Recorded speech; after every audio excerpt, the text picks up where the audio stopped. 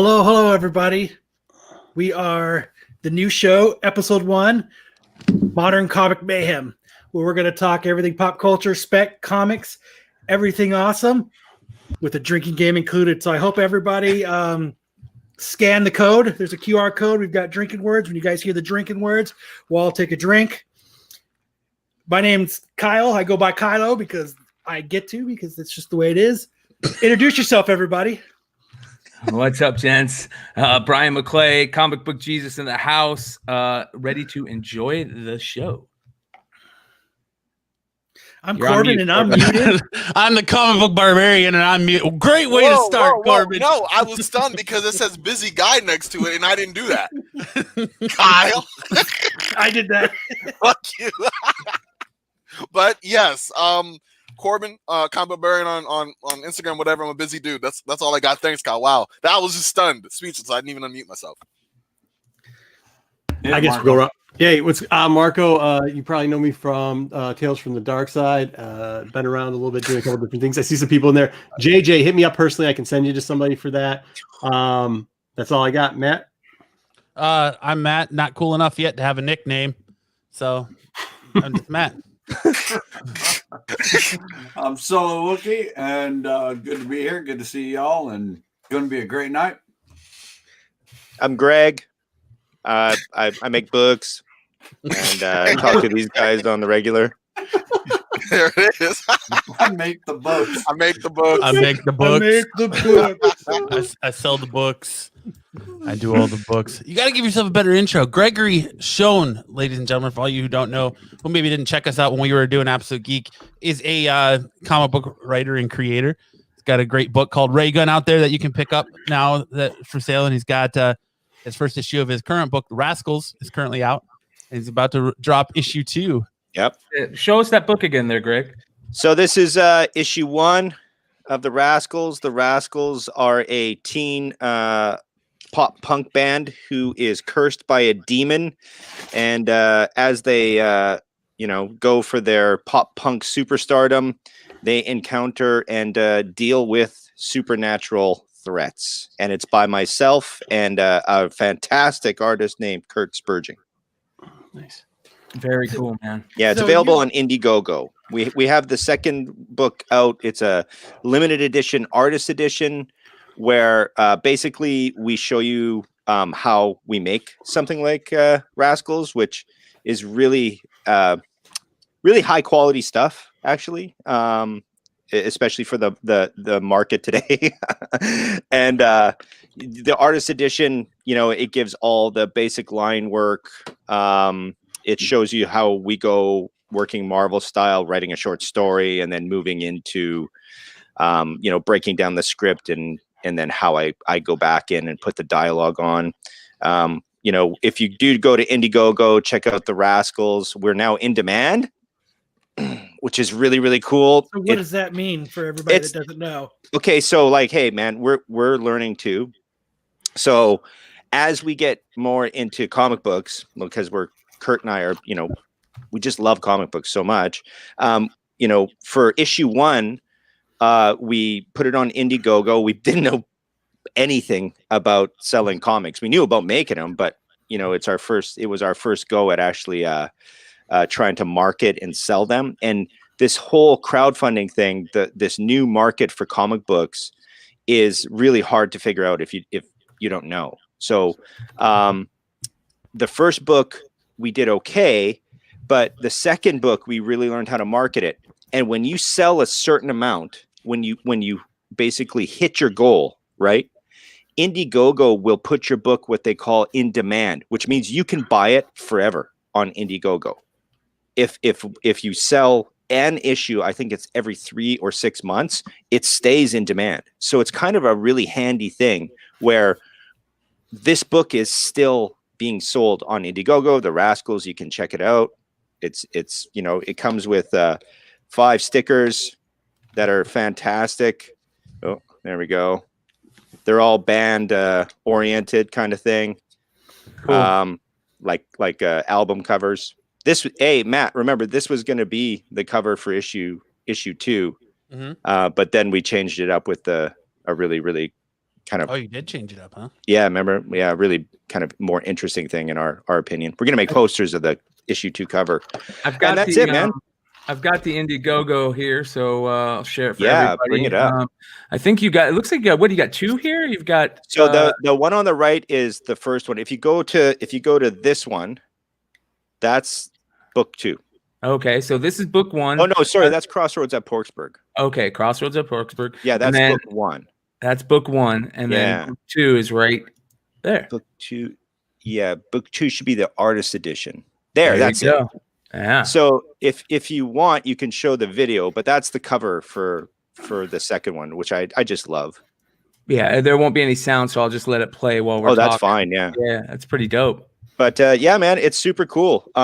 You know, Kurt and I came from the background of what people now are calling pitch and bitch. You know, just whipping your book together with an artist, spending a lot of money, submitting it to a publisher. And it's really interesting where this one guy recently kind of pointed out to me, with this market, right? You're selling directly to the people who would want to buy this book. So your customer base is right there in front of you, right? The people that would want the product are there. But if you submit to a publisher, you're literally sending all of that hard work, time, and money and effort to one person who's going to judge your work. That he might not be your audience, right? Or he didn't get laid the night before. Or something. I mean, he's hungry. You know, he doesn't want to look at another one, or they don't have the budget for it. You know, they've already finished their schedule, but your pitch comes across the desk. This takes that away from the creators, and it basically just gives them ultimate control of who sees the work, who buys the work, and whether or not you want to continue doing it. You know, there's no publisher. We are the publishers, and you know, there's hit and miss right now, but there's literally guys out there making $1 million selling books through this exact same channel. So Kurt and I are just going to do our best to consistently give you fun books and have the Wraskles out there in the public space, man. It's a fun time. It's very interesting to talk about the time, as you say, because a lot of people are, like you said, making, you know, comic creators are moving over to Indiegogo or Kickstarter type things. Mm-hmm. And we were talking with another creator that just got done doing a Kickstarter Indiegogo the other day, and I asked them, like, at what point, and I'm going to ask you the same thing. At what point did you think it became like okay for creators to start jumping over to self-publish, like Indiegogo, Kickstarter? Do you think there was like a certain point or when something happened? I know a lot of people talk about Ethan Van Sciver and him doing his Cyberfrog stuff, and he made a ton of money off of that. You know, whether you like his political views or not, the guy made a ton of money off of Cyberfrog. I think Scott Snyder did one, and a lot of these big name creators who have worked for, you know, big publishers for many years are jumping over to Kickstarter, Indiegogo to self-publish their work so they can do what they want. Mm-hmm. Do you that's a great question, dude. Yeah, that's a great question, man. So I think anybody who's really into comics that says they don't watch your boy Zach and Ethan Van Sciver are liars. I think you know, those channels are really recently influential. I don't want to get into any politics. We do not talk politics. Kurt and I, this in any of my work, you will never see any sort of slant from me where my, you know, political whatever lies. And I think people, and that's awesome within itself. Well, yeah, it's just, you know, we don't believe in it. Quick reference. Yeah. They re-released the Animaniacs, and it was so chock-packed heavy with the freaking politics. I was like, really? Man, how do you escape this nowadays? Like, come on, man, really? Yeah. I don't care what side you're on, but I want to watch a cartoon. But it's biting them in the ass, isn't it? I mean, you know, people have been going nuts about politics, and you know, the people who have shut up and just backed off and continued to make good things for people to enjoy, those are the ones that are going to keep keep working, really, and keep being successful, because I think the people, and everybody has the right to say what they want and do what they want, okay? But I think the people who have been so political in their work, you can't separate that person from their work anymore, can you?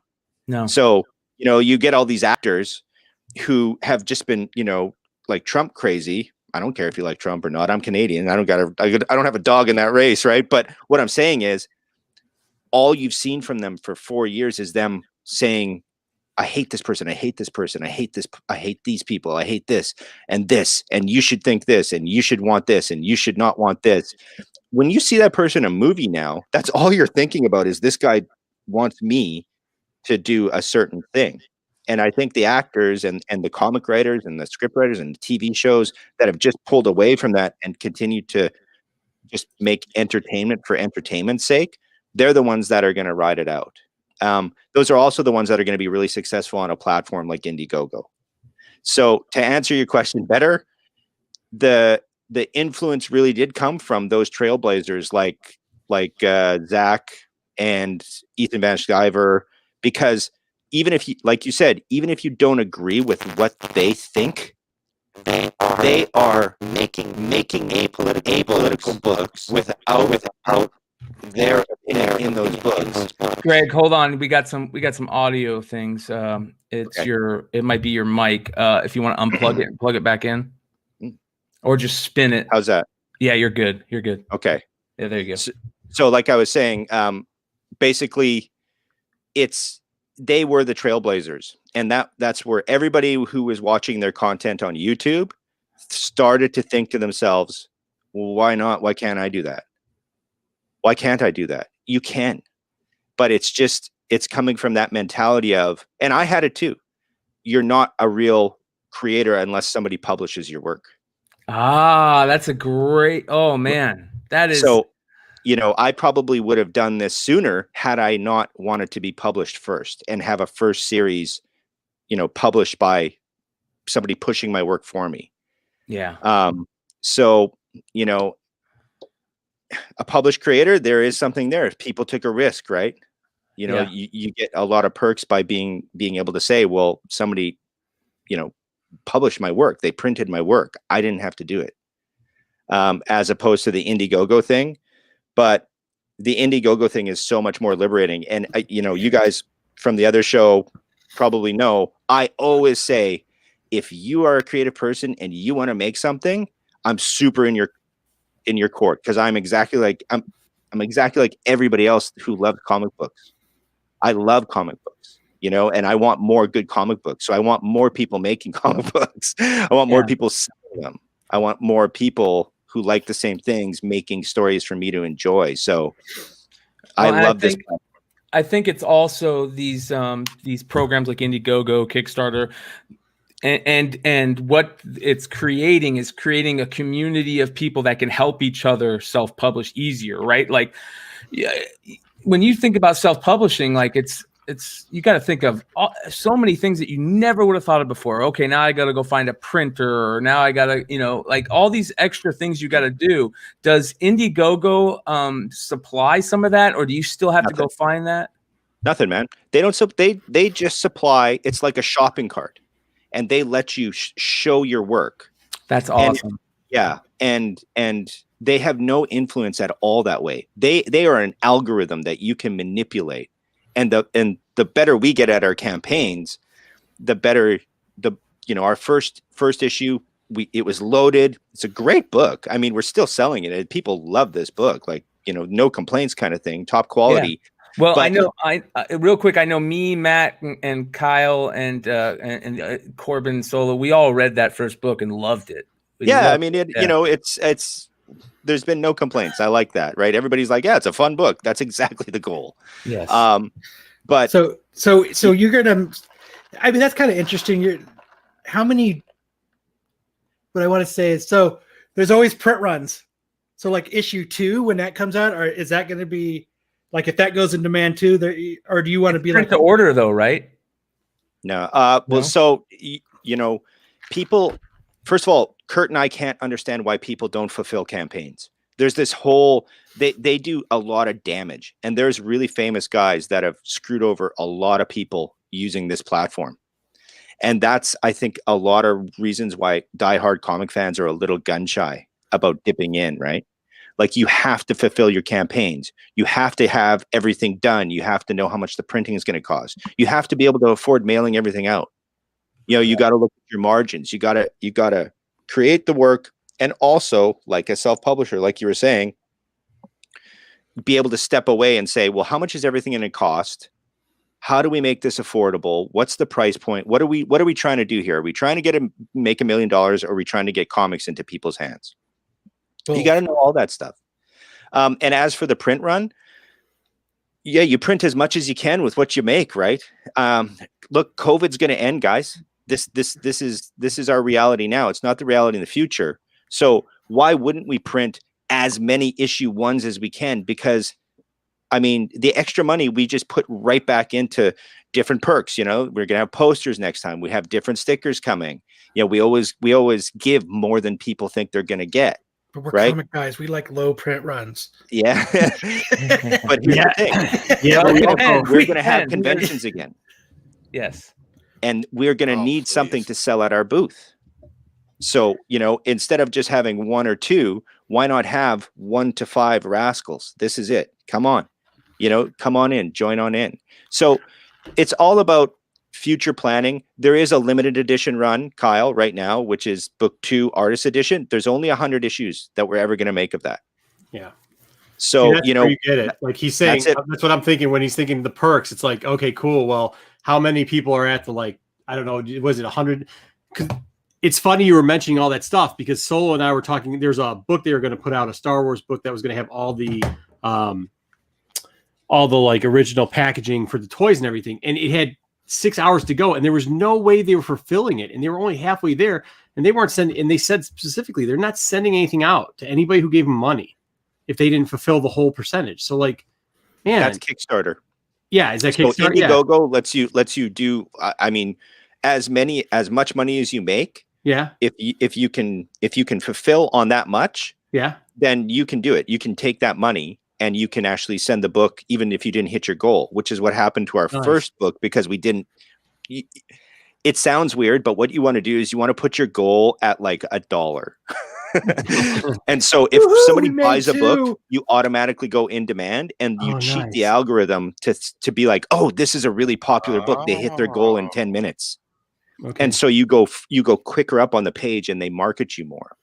That's cool. But yeah, all these with it. This is the limited edition book. It's got all the backstage stuff. It shows how you make the book. Kurt and I really want people to make books. You know, we're really supportive of people wanting to do this themselves, and so we're showing you how to do it. Yeah, that's awesome, man. I think this is great. Very There's cool. book 1 there. Yeah, this is cool. Yeah, this is the original one right here. So now, do you wish you would have put your first book, RAYGUN, up on Indiegogo? No, you know what? Because here's the deal, man. I think about RAYGUN so much. You guys have RAYGUN slides, right? If anybody wants to see RAYGUN, which is my first work, and I love that story so much. It's published through ARCANA Studios. Basically, with RAYGUN, we started out. And this was the typical pitch and bitch project, right? I met Alonzo, the artist. He's an amazing artist. I mean, look at the work. Mm-hmm. We decided on the black and white format. We're gonna do 6 issues. That's the whole entire story. He loved the story. I love the story. And then I started going through Alterna. Okay, and with Alterna at the time, they weren't publishing in print. They were just doing online stuff, and I fucking hated it. You know, it's pardon my language, but I absolutely hated it, because that's not how I like to read. Fucking say fuck, right? I like to turn pages, and the book was written to be read as a comic. So, you know, a little comic writing tip is you always want to think what happens when you turn the page, right? So that I always want to turn the page and hope there's stuff on the next one. So that is very much, you know, it's very much yeah. Sorry guys. Sorry everybody. It's a moment in time, right? So You always that want to joke. have your page reveals to have something, whoa, you know, like this is the thing, or you can use that page turn to be in a different scene or even in a different time. It could be a million years later, but that page turn in your mind, when you do it, your mind is actually resetting every time and taking in new information. And when you're scrolling, you don't get that, do you? It's a totally different experience. So I hated it. So then I ended my deal with Alterna, and then we waited for a year, and I paid Alonzo to finish the work, you know, and then we lucky enough to get published in a one book graphic novel, the whole entire 6-issue run through Arcana. And because it got published at Arcana, I went to San Diego Comic-Con. Because I went to San Diego Comic-Con, I met Kurt. Because I met Kurt, this came around. Wraskles. So, you know, you could always go, oh man, I wish I had done that, because I definitely would now, you know, because I know what to do. But again, I would not be a published scriptwriter. I would be a self-published scriptwriter. And there is a little bit to knowing that business. You know, even if you don't agree with it or you wouldn't do it again, it's good to have done it. I've paid my dues with RAYGUN, and RAYGUN is my heart and soul. If you read RAYGUN, that's, you know, the Wraskles is very much, like I said, a Marvel style work where Kurt and I, this is both of us. Okay. It's not just me putting this in. All of the characters, everything to do with Wraskles is 50-50 with Kurt, which is great. And it works because we make each other laugh. But RAYGUN is me. Yeah, RAYGUN full script, told what to put in every panel. You know, artwork comes, I don't like it, I want to change like this. This is what I had in my mind. This is really how I would want to present as a sole creator to the world. Yeah. So can we talk a little about RAYGUN and one of its main characters that there's a lot of people out there. This is a beloved man in history. And the reason I bring this up is because when we first talked to you about RAYGUN, I got one of the trades, and I let my buddy check it out. You know, he was over here. Oh, what's this? Oh, check it out. It's this book, RAYGUN. And he opened it up. He goes, holy shit, man, this is awesome. And it's because he's a fan of this beloved character in history, which is Tesla. Yeah, Nikola Tesla. And the book, the tale that you weave around, you know, that character and then the characters you create is done so well. And it was cool to see my buddy who's not into comics, but is a huge Tesla fan, like you know, tattoos of him and shit, you know, that type of shit. Yeah, he just fell in love with it. And he's like, dude, you need to get me one to give to my kids. And I'm like, you got it, man. And so yeah, tell a little bit about what RAYGUN is about. RAYGUN is about a troubled 10-year-old boy named Matthew Baker who finds Nikola Tesla's death ray and sets out on a journey of self-discovery that changes the world forever. Super cool, man. Super cool, man. Yeah. The thing about RAYGUN that I wanted to really stress is that everything in RAYGUN is real. So all the organizations are real. I didn't make up any quotes from Tesla. I didn't make up any locations. I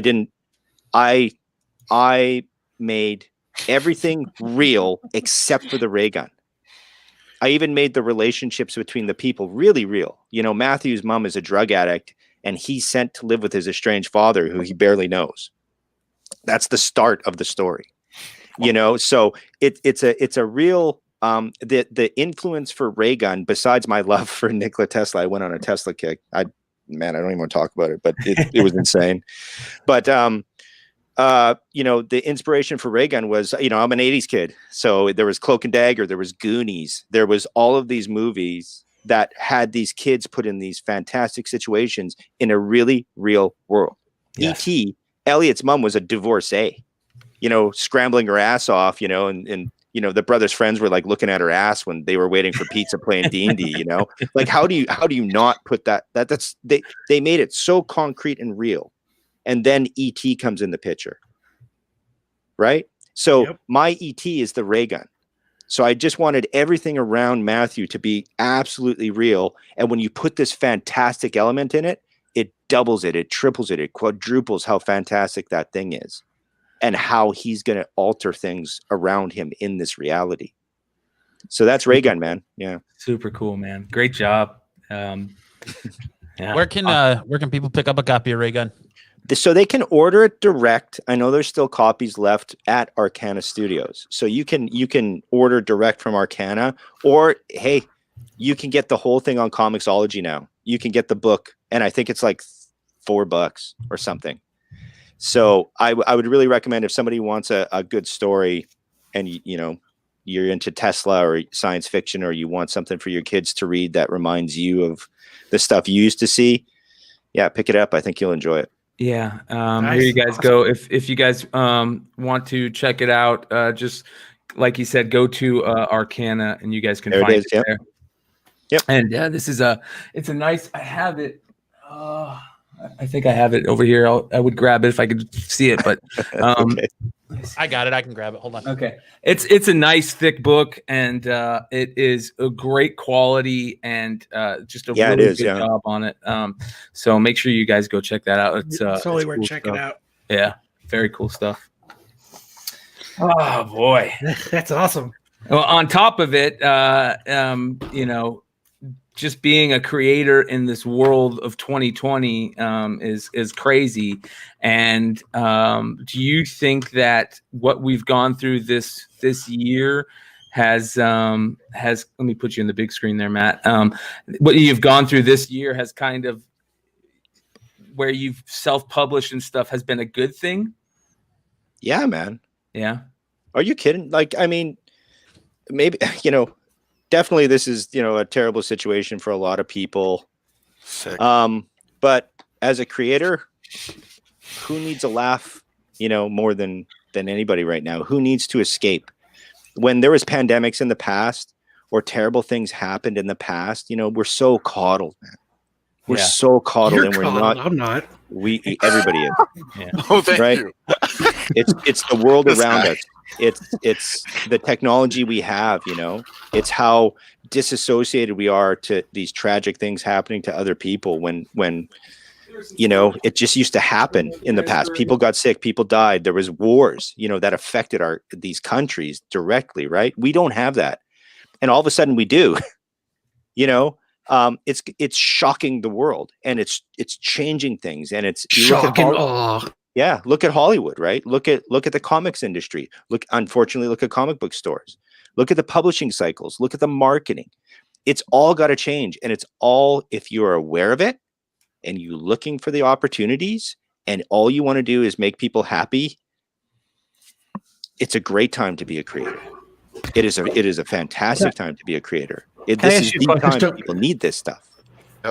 So like you see, it's funny you mentioned that, because like you see a lot of everything's going direct to media now, right? Like you can stream all this stuff, you can do everything else, and you obviously have to see that there's yeah, but me and Kyle are on the same boat. I don't like killing people. I'm all Just for give it direct, straight in the vein, eh, Right. Kyle? Just, Yes, sir. But like you see that you have to see the issues that's going on with some of the distribution, with the big two. Like there's distribution. Do you think that this is going to be like a big, like when this is all past us, you know, when better times are up in front of us, as far as your opinion is this going to be something that's sustained? Like, is this a new way of doing it? Are you going to see still more and more people jump over to this, in your opinion? Oh, dude, thank you. That's a great question. That's the thing where, as you get into this, you start looking at it and going, oh, you know, like I get it now. And here's the thing. This is two separate markets right now, right? So the big two, Previews Magazine, Image, Dynamite, all that, they can't acknowledge this other market. They can't acknowledge this other market, right? It's almost like yeah, my phone's ringing. So yeah, it's like the status quo is being changed. Oh, it is, right? And there's millions of dollars leaving one market, going into this other market, but they have to not acknowledge it.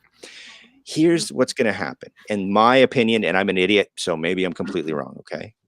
But what I just learned, and what Kurt and I just learned the other day, and this is just from some other dude, right, who's doing this, he goes, yeah, man, when your book's super popular, and, you know, if you just keep putting it out there, why don't you just offer retailer packages? and do the ROI on shipping 50 books. Yeah. Right? So all of a sudden, now you're not just going, and I love it that I can just mail you a book because you like it. But now if a store owner is like, you know what? I bet you I could sell 50 of those Wraskles. How many guys come in with their kids and I have nothing to sell them? Right? How many of those? I bet you a lot. I know there's a lot. Well, why can't I sell the retailer a book that he can sell listed on the cover as $7.50 for $3? Yeah, that's smart. Yep. Right? Mhm. So that's the next big jump. And $7.50 for a comic book. when that happens, okay, in my opinion, when that happens and people start doing that, that's when they have to acknowledge that other market. That's cool. That's when they have to go, wait a second, you're bumping our books off a shelf now. Yeah. You get shelves. That's tough. That's tough. So will it disappear, that direct market, but whatever? I don't think so. But I think it's going to pare down. It's going to go from 50 books from the big two to like 10. It's like the pop in water, right? Like, yeah. At one And there's point, nothing Pop wrong had with everything, and then water came in, and they're selling water for whatever, and everybody's like, "No, we won't take it." And took over the whole door. Yeah, I understand. Yeah, that's smart. Yeah. That's real smart. That's the next thing, man. And then they have to notice it. And I think we've all seen what's happening, and maybe we'll talk about it later or whatever. But they're having to pare down all of their operations. I don't like pears. What's that? Are you kidding me? They're delicious. Anyway, so yeah, that's it. And that was a great question, because when you start doing this direct, crowdfunding, like I said, I mean, it's easy to dismiss, right? But we came from the pitch and bitch. So Kurt and I came from years of working with different partners and submitting to that one guy who might reject you or start stringing you along. And that's money and time, right? It's 10 years, guys, right? And then all of a sudden they go, or if you're really good, you can just sell to the people that want to buy your book. Right. So all of a sudden you go, yeah, I want to be a creator. I want to make things. I want to make people happy. I want to talk about my work. I want to talk about their work. You're just automatically allowed in. There's no gatekeeping as much as there's like a gate out there. There actually is no gate anymore. I love that. Yeah, that's a great way to put it, because forever you heard about gatekeeping, especially in comics industry. It's there, man. It's huge, dude. It's huge, and it's bloody terrible. It's eroding, though. It's eroding now. Like, and people are realizing it, and especially minority creators, right? And the reason why I say this Hold on, Brian. I just want to correct one thing, okay? Like I said, there's two markets now. So you're kind of, your thinking is right? But that big two market is still bomb. There's no eroding that. You don't think so? Gate is not at all, man. And the reason why I think the other one is open. I think that they're gonna fail on their own. You know what I mean? Like, they're killing themselves because they're not willing to. Talking about DC? Yeah, they're doing a great job of it. They're doing a great job. Hold up, too early for this. Yeah. I mean, that's what I mean. Like, they're destroying themselves from the inside. Actually, though, publishing is. But you're seeing they're doing different stuff, like what we're going to bring up in a second with Crossroads with this next issue real quickly is like, it's kind of, I think that's what you're going to start seeing. Crossover, sorry, is what you're going to start seeing. Like, this might be something. Crossroads is a better title. I'm just going to give it. Isn't that TLC song? I got TLC on the mind. Hey, waterfalls, man. I'm with it. Chasing waterfalls. Wait. Wow. You're gonna see Bone Thugs there and everything. You're gonna be going. Yeah, Raymond, I'm with you. That's Let's show DC some love, though, man. It's been too much hate, but no, I'm with you. We'll get to that. Yeah. But the reason why I bring up the minority thing is because Drunken Chat last night. Shout out to Mighty Mel and the Drunken Chat crew. They had a creator on like yourself that is doing Indiegogo stuff, but they are it's a Latina letterer and artist, and I think he's from Tucson, creator from Tucson, that their whole thing was they wanted to create minority comics by minorities, and it was a very important thing for them to do, where they probably couldn't have done that in the past because of gatekeeping. Now with all being able just to go do it on your own so easily, there's no excuses, right? Does that sound wrong for me to say there's no excuses, or is that a good thing? I guess there's no excuses. You're exactly right. If you want to do, you're exactly right, man.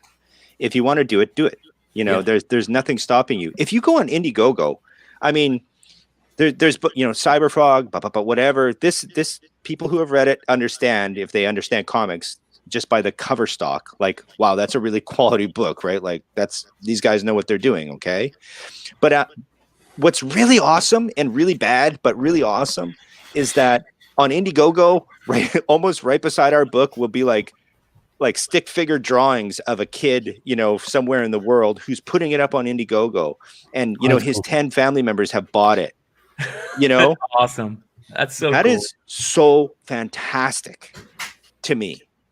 Yeah, that they can see Cyberfrog, and 2 pages later is their work, and that kid is sitting there in their room, right, just drawing away, going, I am the next Ethan Van Sciver, right? I can kick his ass, man. I sold more books than him, like that's awesome. That's nothing but good. But that's would never happen at the big 2 because they have this level of quality, right? Which is great. They have a level of quality. But at the same time, there's this platform where there's no excuses. If you want to put your work out there on a market and you want to see how popular it is, do it. Yeah. Do it. Just do it. Cool. Get it out there. Show the world what you can do. Work with other people. Let other people see your work and have them contact you and be like, do you want to do something with me? I don't think people realize that's my whole pitch for the Corbin train. So I'm glad you brought it up. I don't think people realize how important that part of it is, that networking part. You just got the Corbin train. I'm sorry. Sorry, Greg. I'll tell you more later. The networking part and the bouncing ideas off of each other and talking about creating in general, that creative environment is really good for the soul in general. Just creating something, no matter what it is, whether it's art, music, a podcast, whatever. Of course, man. That creative aspect in your life is so important, especially in a quarantine, cabin fever time like we're having right now. Of course, man. Yeah, like I think everybody's got that outlet, right? Yeah. So everybody's got that thing. Corbin, is the train going to be run on you? Listen. I just he would like to. It just doesn't happen. I was sitting there trying to talk, thinking, how does this work? When you said it, that's what I was like. Hey, that's my pitch. I'm a creator. You want to work with me? You want to see what I got? Like that's the Corbin train. To beep beep, like it's coming in. Like I want to know. I want to know what train goes beep beep. The Corbin train. Corbin train. I consider myself a creator. I'm the creative body. I work at a library. I can't afford a choo-choo. My shit goes beep beep. Okay, I messed up. Anyway, 1968 Plymouth Roadrunner horn on his fucking train. Beep beep. I just want people to see my body of work and to come work with me. That's all I'm saying. Preferably, But yeah, Greg, that makes a lot of sense. That's really interesting. Yeah. That's nice, JJ. JJ Maxwell says, I discovered a couple of months ago there are a few podcasts dedicated to making a comic book. And that's kind of cool. Yeah, there are. Yeah. And we kind of touched on there. Greg kind of touched on a little bit. Some of these people that are doing YouTube stuff now are doing a lot of stuff on how to make comic books. And Greg also talked about it. That's one of his things that he wants to do is to convince people to create comic books and how you can do it. And that's even better. Like being able to go to YouTube to see stuff like. I have a YouTube channel. What's your YouTube channel, Greg? It's really on the nose. It's called Comic Script Writing with Greg Schoen. There it is. And yeah, I very infrequently, but I will post something on there, and I'll like compare 2 issues, or I'll review a couple pages or an entire book and go like, this is how you can write this. This is how it would look if you wrote it. This is how you look at your influences and realize what you liked about these things and, what you want to take from them. Because as a writer, we all like the same things. Like I would guarantee that all of us here are doing this because we like the same things, man. We're going to be able to talk as very in simpatico. But as a writer, there's a lot of danger there. What did you just say? Don't fucking use those big words. Yeah. Don't use those extra adult words over here. Goddamn wrong show, man. What? No. Just because you're over there in Canada doesn't mean you can use big ass I'm words. in Japan, dude. What are you talking about? Whatever. It doesn't work here. You just had a guy go beat people on a podcast. You think we get that? Like, come on, dude. Anyway, No. we all like the same shit. And There you go. And because of that, when you're a writer, there's a danger of you copying it. Yep. So you need to be able to break down where in your life you liked it. What did you like about it? And then put that in your work. Right?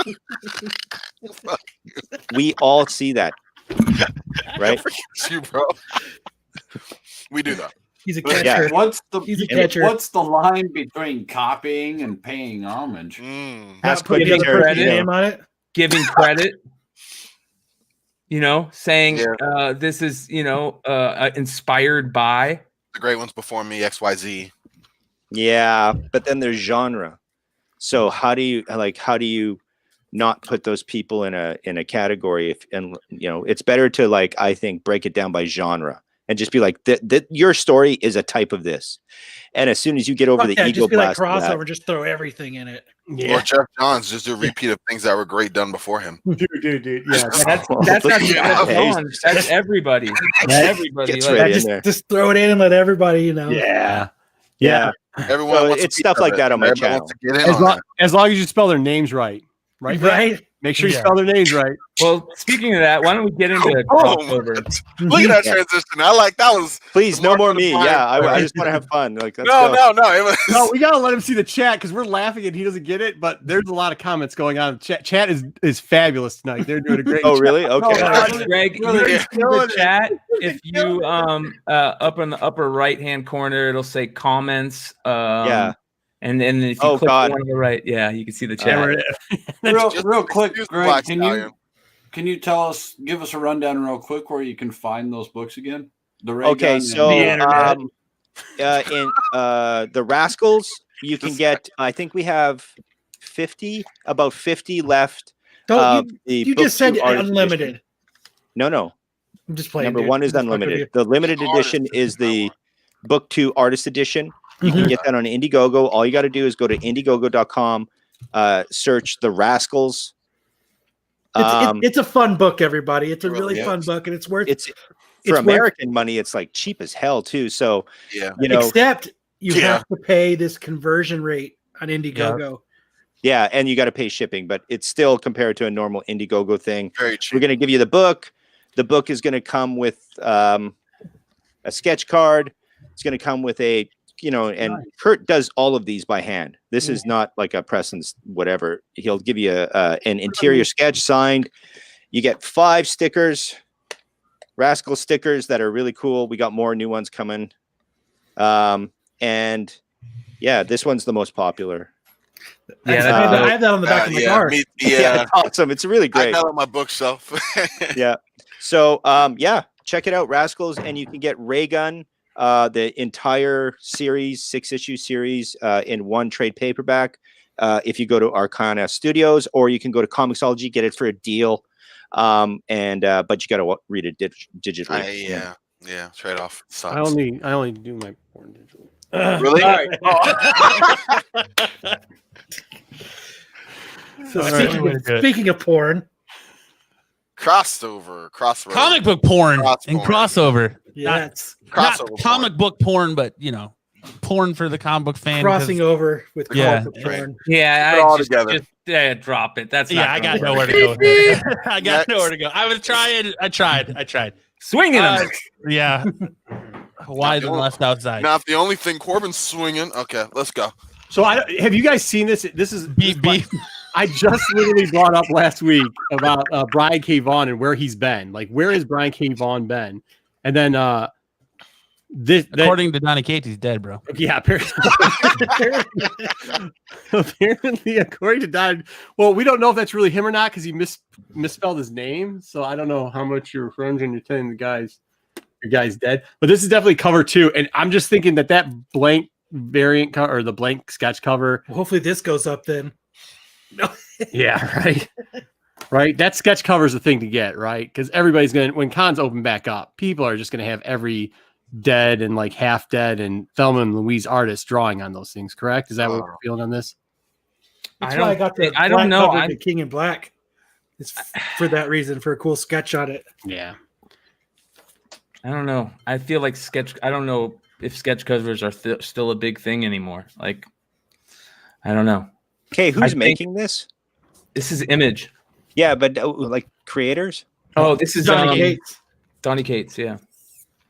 Okay. And who's the artist?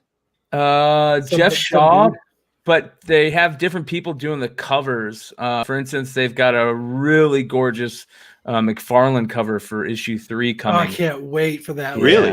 Yeah. What's the we'll premise show here? it. What's that? What's the premise here? That's a loaded question. Oh no, because guys, you got to remember, I get comics late anyway, and then they're like so like $12. It's pretty much so I don't really get heroes them. from every comic book company have exploded into the real world, starting a giant war.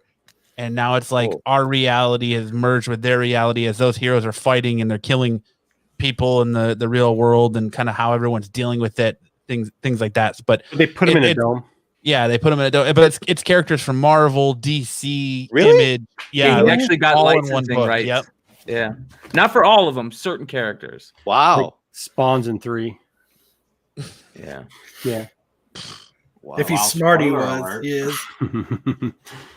Yeah, but no, it seems like they're just merged. So it seems like they're just going to start merging in everybody that he can into some of these books.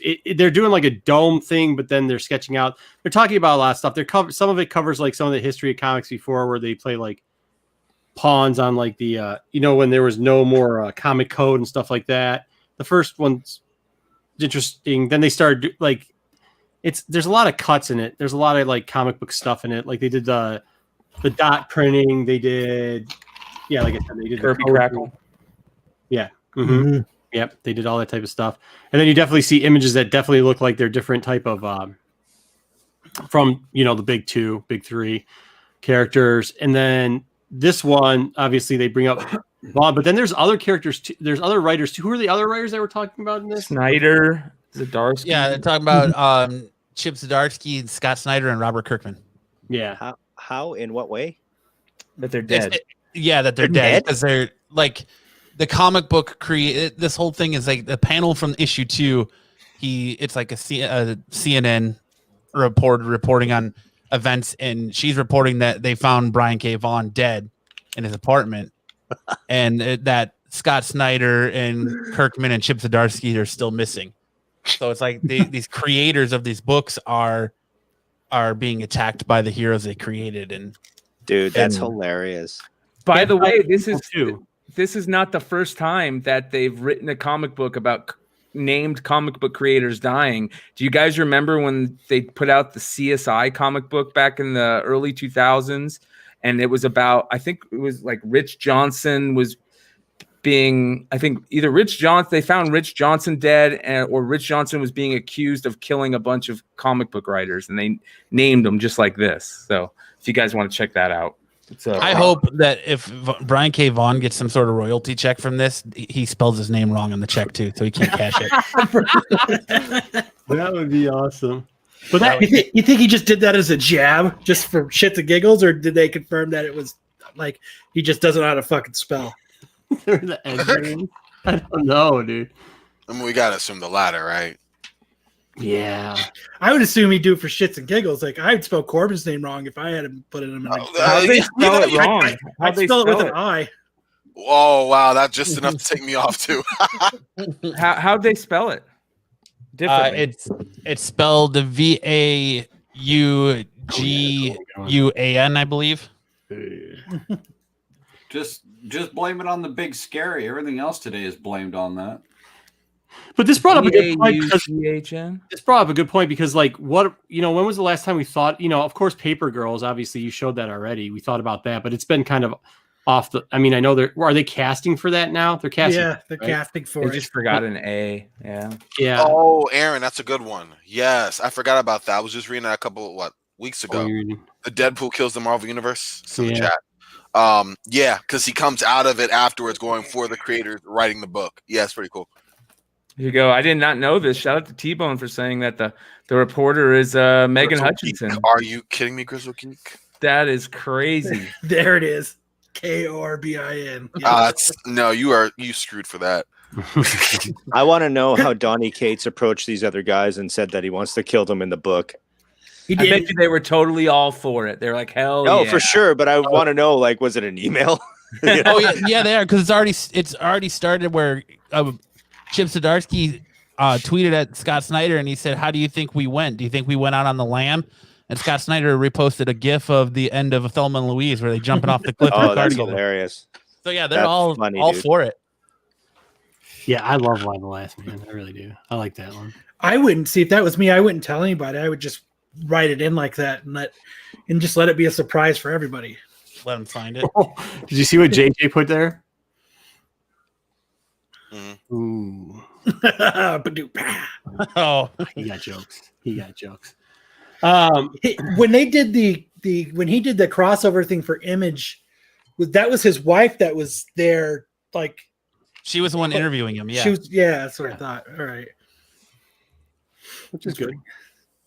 Speaking of her, check out Comic Book Women. Yeah. Yeah, she's going to be on Comic Book She's gonna be on Women Comic Book Women too, 15th so cool. of this month. Nice. Yeah. Pow. Look at It's a that. show to tune into that one. Yeah. All right. All right. Next. Do you think that's going to do anything to the like you were saying, Saga?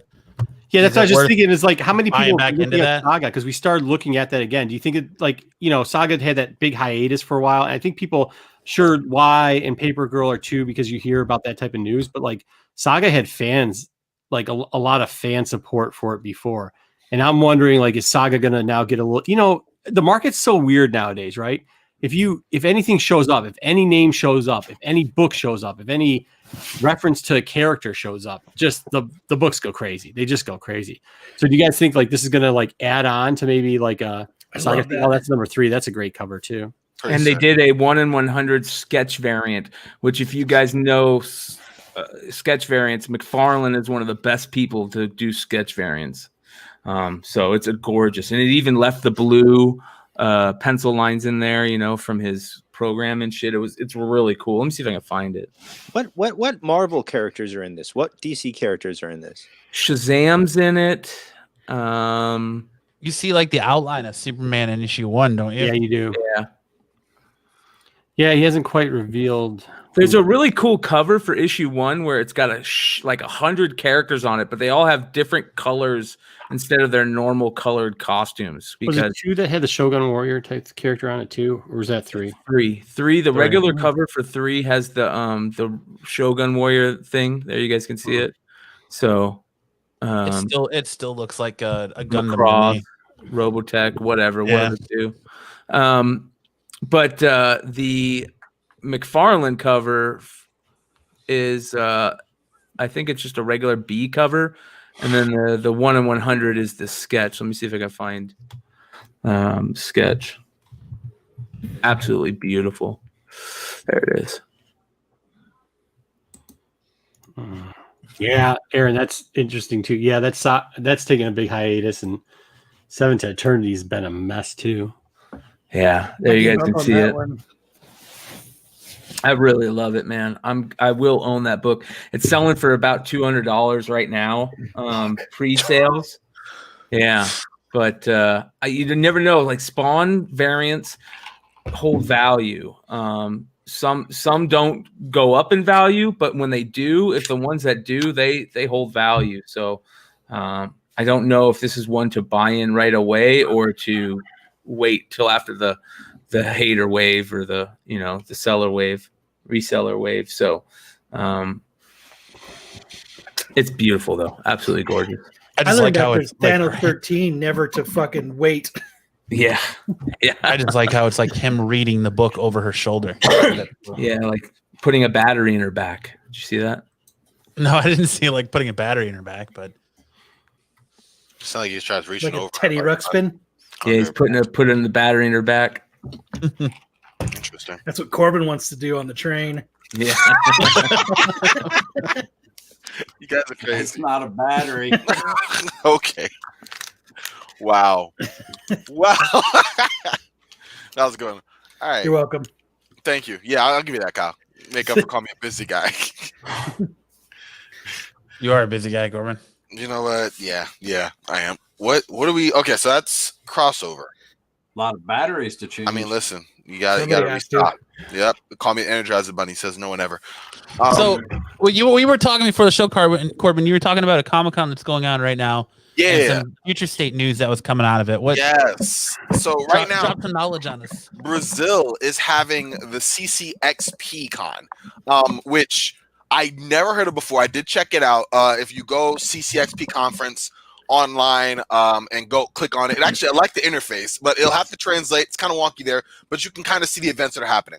Anyway, for whatever reason, DC is there, and the reason why it's big is because they're sharing more about Future State, which I first was wondering why they didn't share that during, New York Comic Con or anything there. But as we all know, DC doesn't know what the hell they're doing. So this probably wasn't even an idea then. Point being, they are working with that now. There you go. So earlier I went on this afternoon and it was still live. So it's playing, but it'll be running through tomorrow, through the end of tomorrow. And they shared more about the Future State event that'll be coming next month. And they announced a handful of titles that will be coming out of that event that are actually going to continue on. So, for example, there's no plans for Batman as of yet, the next Batman, but there are plans for Justice League Dark, Suicide Squad, Swamp Thing, and new series for Green Lantern and the Teen Titans Academy. And so these series are already greenlit to spin off of what's happening with them from Future State, with the same creative teams kind of taking over and continuing that along. So there is at least some information now that we talked about. Wait. So Yes. Future State's going to go, and then these creative teams, Exactly. when They're it gonna comes continue back, they're going to be the ones writing the new stories. when it goes back on track. You said it exactly, because before that we didn't know. We thought, okay, Future State is a one-off. It's a future alternate, whatever, limited event. That's done from January to March, and then March they'll go back to their regularly scheduled titles. Apparently, no. Now DC is revealing that they're going to go back to their regularly scheduled titles for most of them, and some titles are going to spawn off of the series that comes out in Future State. So more confusing, I guess.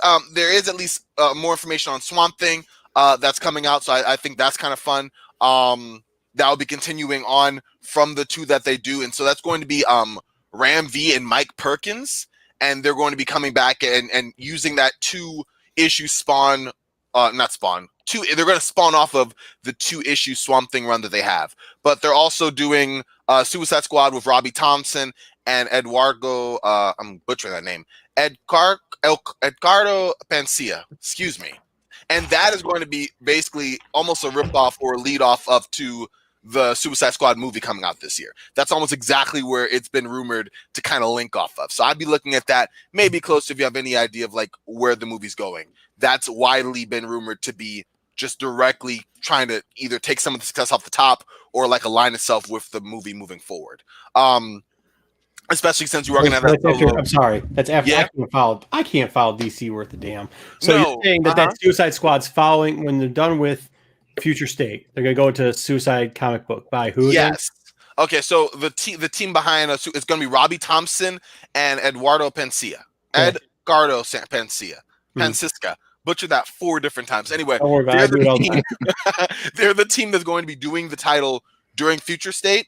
No Okay. real news on like the team as of yet, although they have like a Batman knockoff character. It's going to be interesting. But they're really playing on the Future State event of, oh, well, we don't know who we might kill off, which is coincidentally exactly what Gunn is saying about the movie. I wonder what they're going to do if it ends up being like shitty stories with these creative teams. For real. Like what happens that they're like, fuck, we really made these shitty. Mhm. We They're can't also- let these guys keep writing shit. I Yeah. wonder what they're gonna do. And obviously, picture is you open the DC boardroom doors and there's just fucking monkeys and gorillas and shit hanging and like swinging from the lights and like, woo I see. They get poop at a fucking wall and they just look, it's stuck, and that's what they go with. It's like the South Park. Yeah, every week is something new, and it's just like Was that South Park that used dolphins? Stick with it. I don't know. What if this turns out to be really good and it saves DC? Yeah, Well, I think it'll be awesome. That would be awesome. I like one thing they're doing, but I'm here's just a the negative problem. guy. No, I hope not it does. you, Kyle. I hope it does work out, but it just I do too. Every week they keep trying to change what they've already changed, and it's like, look, you got to get some focus in your boardroom or something, because now you're changing it again, and you just changed it. And like, here's the thing: the new one, the new Suicide Squad that they're putting out, the comic series, is not. So far, there's no Harley Quinn, there's no Deadshot, so I guess they can really continue on with that whole, we don't know who's going to die. But one person who is featured in that heavily, at least so far, is Peacemaker, and obviously Johnson will be playing him both in the movie and in the HBO series, so we know that he's pretty much safe. But I'm again hopeful that they can use the comic to flesh out his character. Nobody cares about Future State. Listen, I do. Red X. I'm not here to fight. Red X is cool. And also, can we pull up that picture of the one picture? You just let him talk for he's just, what picture do you want? Let him go. I got, Matt. You let him go for so long, and then he just drops it. Nobody gives a shit about this. They all the time, Greg. They build me up. They make me think I'm worth, and then boom, we don't give a fuck. No, nobody cares about it. Fucking nice. Kyle's the joy taker. It's a weekly event. He's like, hey man, get your stuff in there. We want to know what you have. Freaking man, it's useless stuff. But just all kidding aside, there's been a lot of talk about the new Nightwing and who that is, and so obviously Red X is getting the talk of the town. Isn't it going to be Dick Grayson? They're saying that here's the rumors about it. Most people think it is Dick Grayson. If you can zoom in just a little bit under his right arm, or the one arm that's visible, you do see a firearm, which like a holster, which makes you go, okay, that's not something that. Nope. It's not fucking Nightwing if it's not Dick Grayson. It's just Another guy with a different suit. But then again, exactly. So that's where they're thinking, okay, it's somebody different. But the problem is Dick Grayson hacking a sidearm is not exactly Dick Grayson-like. But if you look at other pictures that have been out already, it's including the early leaked cover for, or not the early cover, but the early cover for Teen Titans 1. It shows a person who looks very much like Dick, minus the Deathstroke-like mask, reaching for said mask. So Dick Grayson is my favorite DC character. The original, because I just think it's the coolest thing to think. You're a little boy, right? You're already an acrobat. You're super athletic. Parents die. Oh my god, it's terrible. Now you're the ward of this multi-billionaire who's actually Batman, and your whole life you grew up just training to be the best superhero in the world, right? Mm-hmm. Yeah, and that's why I really love him. His first 6 months were like, Jesus, why? George, come on, bro. What island is he gonna ship me to? My one but moment, I think bro. the coolest thing would be break his back or something, or break his leg, and then do an arc where he can't be physical, and he has to rely on the two things that he has. That one he uses to get laid quite often, which is interesting. He's got to use his charisma, right? He's got to use the people around him and the network he made. And then the other one is the detective skills he learned from Batman. So instead of playing him off as this acrobat like they always do again and again and again, make him a detective and then make that arc or whatever storyline of Nightwing where he actually has to use his brain and his charisma to figure out something or, defeat the big bad. I always thought that would be the best. This is so not interesting. The future state of that should be he gets into porn. Damn. Okay, Greg. Tell him, man. Hey, it is. I mean, it's just another guy in a mask, right? It's cool. I'm sure the reveal is going to be nothing, but I think that the hope is that the stories will be fleshed out. The problem is you're only doing 2 issues a title. So that's where I'm with you, where it's like, okay, you're not really going to be there. Definitely is not going to be a mystery to this. You don't have the time for it. You know what I mean? Yeah. So I don't know, but that's what I'm at least hopeful for. It's interesting, of course, that DC went from 5G to now future state, but don't worry, it's just a one-time thing, will be done real quick, to, okay, no, we're going to have titles spinning off of that, and they may align with the future movie that's coming out this upcoming year. I think they're working as they go. I'm just trying to share as it happens. I mean, that's all we got. Red X looks like he's punching his own face. He does, though. I mean, the fact that this is stuff from a Comic-Con in Brazil should tell you everything you need to know about their plans right now. You know what I mean? Now I can't not think about that. It does look like he's punching his face. JJ made a comment that the gun is in line with his character because he used a gun when he was Agent Grayson. Yeah, but I thought we were trying to move away from that. We're we're trying to. I guess you're evolving the character. You got to have all aspects of everything that's happened to him, right? You're going to the future, Agent 37 or something. Rick Grayson, Agent whatever. I mean, yeah, I guess that is true. I just feel like, especially in future state, or whatever. Especially in future state, like you're trying to do a future thing. Like you're gonna go back. You know what I mean? I don't know. That's not one of the books I was excited about picking up anyway. Man, now I can't get him punching his face out of my head. Jeez. It's one of those comics in the comments that said it. Punching in the face. Dang it. But well, no, I mean, it looks like you might as well call him Night Shot. But now that they're saying that it's his new partner, Red X, is it Damien? Remember Ralph the Mouse from Happy Days? And he used to always bite his own fist. You'd be like, Arr! It definitely no, because I'm not a million years old, Greg. I remember, Greg. Fuck there you go. I'm sure you do, Ted Nugent. Goddamn lawn. Yeah, I'm sure you do, Ted Nugent down the corner. When's the safari? Whenever I fucking want. Hey, real quickly though, and I hate to defend DC because I think DC sucks. No, Marco, please do. But if you do recall, the one thing that's interesting about this, the one thing that is kind of interesting about this is when Marvel was going through the now, new, now, new, now, new. It seems like a lot of what DC was going through. And the one thing, no, I mean, you can laugh at it all you want, but the one thing when Hickman started writing those Black Order books and all that stuff into Black Order, it was to produce stuff that they could link up with the movies. And you could say whatever you want, but that was like the new format to go into Marvel and kind of was what picked stuff up, because then all of a sudden people were going back and hunting those Black Order books and they were hunting back a bunch of other stuff. And then they could go from there and bring on the DC, the Donny Cates, and they could bring on and then brought Hickman back and stuff like that. But that's which Hickman run is that? Is that the one with the Avengers when he was writing all the Avengers? Yeah. Oh, so that was good, man. That was that was amazing. Yeah. So he originally, like, if you go back and look at some of that stuff, and like everybody was clowning on Marvel at the time, right? It was the new, now, new. Yeah, I mean, I get it, man. Like, I get it was ridiculous, but at the same point, that was like the format he used. Okay, he used this format where he's like, well, I'm going to start writing stuff that can be used in the movies, because if you could write stuff that can be hit in the movies or on the TV shows, people are going to go back and buy it. They're going to sell it, and then I'm going to become. I mean, he was a good look. I'm a fan of him anyway, so I'm kind of biased. But when you see that interview when he's like, yeah, that's purpose. I did that so that they could use these characters in the movie. And then all of a sudden Black Order shows up in, was it Avenger? What was it? It was when Thanos came over. Was it Avengers 2?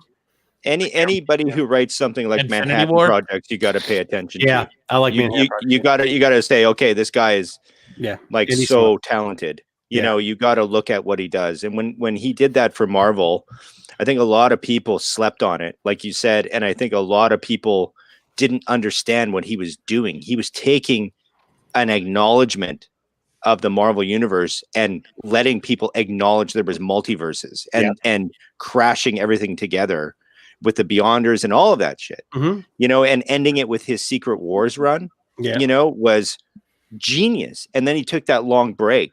Right, I don't know anything about the new X-Men stuff. I'm going to go back to it. Yeah, later. he wasn't taking. Well, he's still doing East. You got to remember, he's still doing East and West at that time. He was already started East and West. Yeah, you know, I mean, West through the run and that type of stuff too. But yeah, I mean, a lot of people slept on that Avenger, and then those books actually became pretty big, and then that was kind of like the new way to go through stuff. So like, if the truth is that that's what they're saying, and they're starting to have these writers have that mindset. I don't care about the boardrooms or all the other stuff. If you have the writers have that mindset, because to be honest with you, Marvel was a mess, and it still kind of is a mess. They just have a couple guys that are like, bleep it, I don't care. I'm going to write what I'm going to write. Like, look what Donny Cates does. You think Donny Cates is going for approval up to Quesada or whoever's in charge? No, he not anymore. He's not doing any of that. He's the bad boy of comics. He doesn't have to. But Hickman's not the bad boy of it. And look what he did with X-Men. He just literally tore the whole thing up and was like, "Yep, we're redoing it, dude. We're going." But I think that's what he was brought on to do. He was brought on with that goal, George is with that goal man. in mind to get the X-Men universe. Darth Lopez, a big fan of our show. George is hilarious, man. Kathleen Kennedy. Is secretly running DC next. I mean, might as well. Shoot. Maybe I missed it, Texts me Corbin. like once or twice a week just to complain about Kathleen Kennedy. I swear he does. Maybe I But he missed did it. give me that Some bubble of- fat, so Some of your Thank you. explanation. Sorry, guys, I got to interrupt. Thank you, John. I won't say your last name to protect your identity, kind of thing. But yeah, a guy just watched this program. He's watching with us right now, probably, and he ordered the book, right? yeah. So, you know, that's the power of the direct market, right? They won. So I'm talking right to my audience. Thank you, man. I hope you For enjoy that, it. Greg is going to send you a personalized selfie. No, maybe I missed it in your description, Corbin. Is Red X and Nightwing teaming up together? Yes. Yes, they're partners. Yes, they're partners in crime, which doesn't make any. Just suspend reality for a second there. I see you trying to really think this through, Solo. Don't. I really, really like Red X, so I'm hoping that they really bring out a bomb Red X, and I really like Nightwing, but I don't see how they. I don't know. I'm trying to put my mind in it and get Love behind Nightwing. it because I really like the two characters. I just Love it. I'm trying, man. I'm trying. I feel I'm you. pulling for you, Corbin. I'm trying. Hey, I appreciate the love. I'm gonna run through one more thing. It's not a picture for it. Actually, Matt, we were talking about this early in the week on in the messenger an app, whatever. Point being, DC related, not really, but DC's been running with a lot. If you've noticed over the past, this past year with Crisis and Wonder Woman 84 coming out, and recently Alex Ross was being interviewed on the Word Balloon podcast. If you guys have heard of that, definitely check it out. Yep. And he was griping, and rightfully so, about him feeling that he got screwed over by DC. And so the quote, he was saying that basically they, in Brandon Routh's Superman, they borrowed the Kingdom Come costume, the Kingdom Come version of Superman in the Crisis. And that maybe the reason that they did that, obviously Superman really didn't have that Kingdom Come story didn't really have anything to do with it, but because whether they were not willing or able to do a deal with Brandon Routh off of the Superman costume that he wore with Bryan Singer, that they didn't want to pay out to them. So it was just cheaper to take Alex Ross and Mark Waid's work and use that without paying either of them.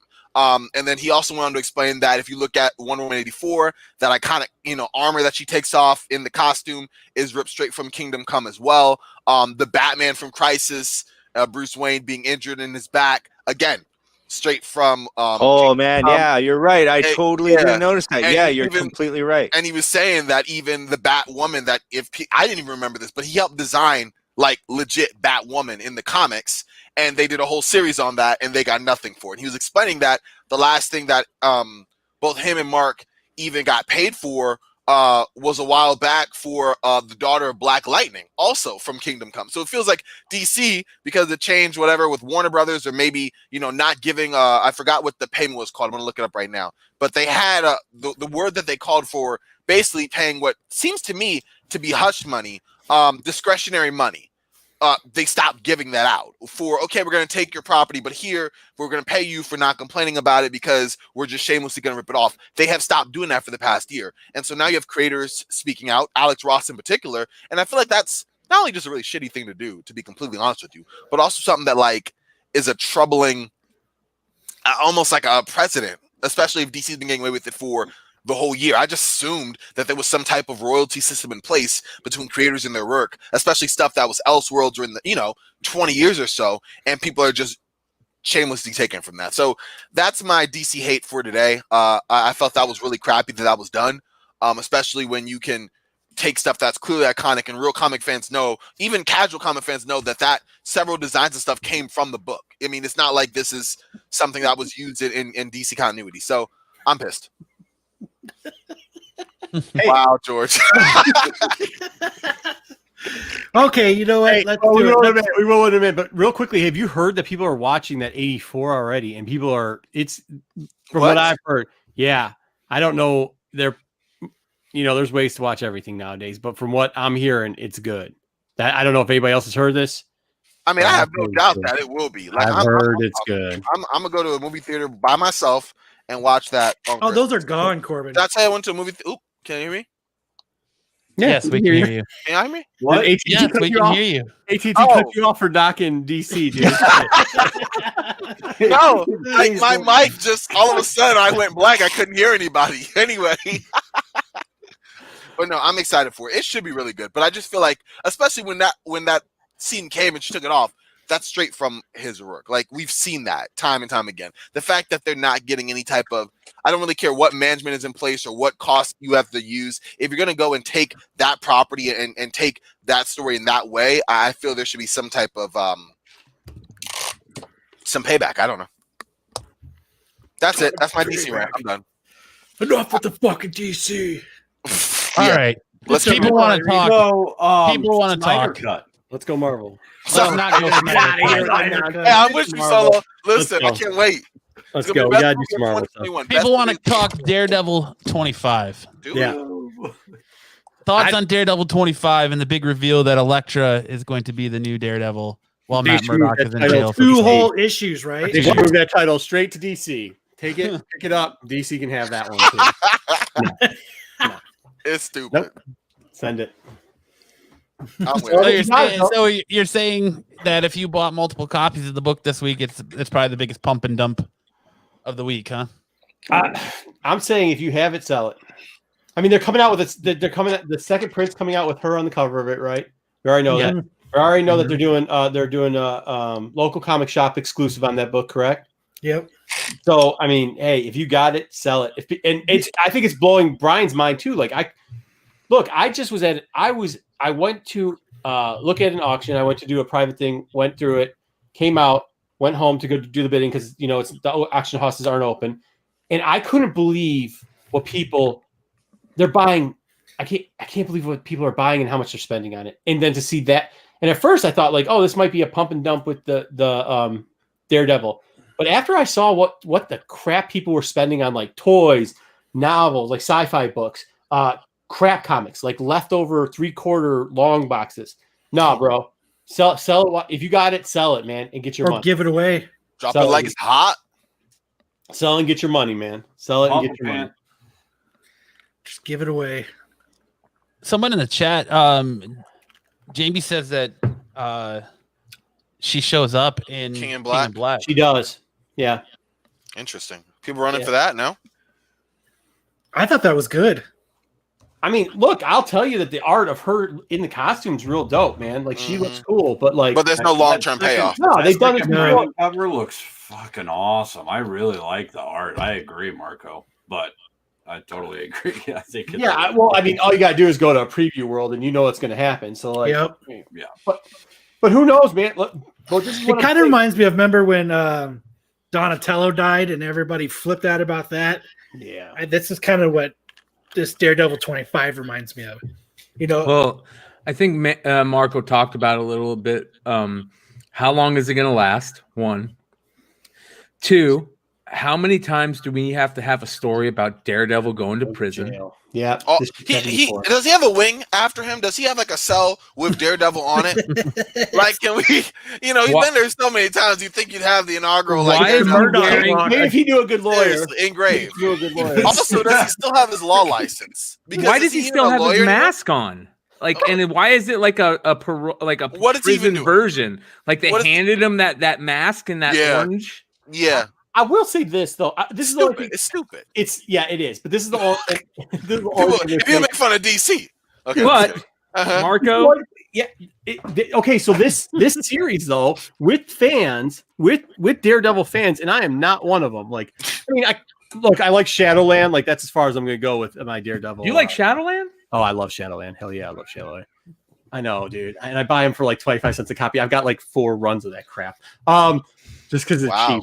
Yeah, and like the whole between that and Turok, I don't know what's more useless. No, it's definitely useless. It's just something that I just keep. I'm like, maybe I don't have. There's like 30 covers to that thing, so like, who knows what's been.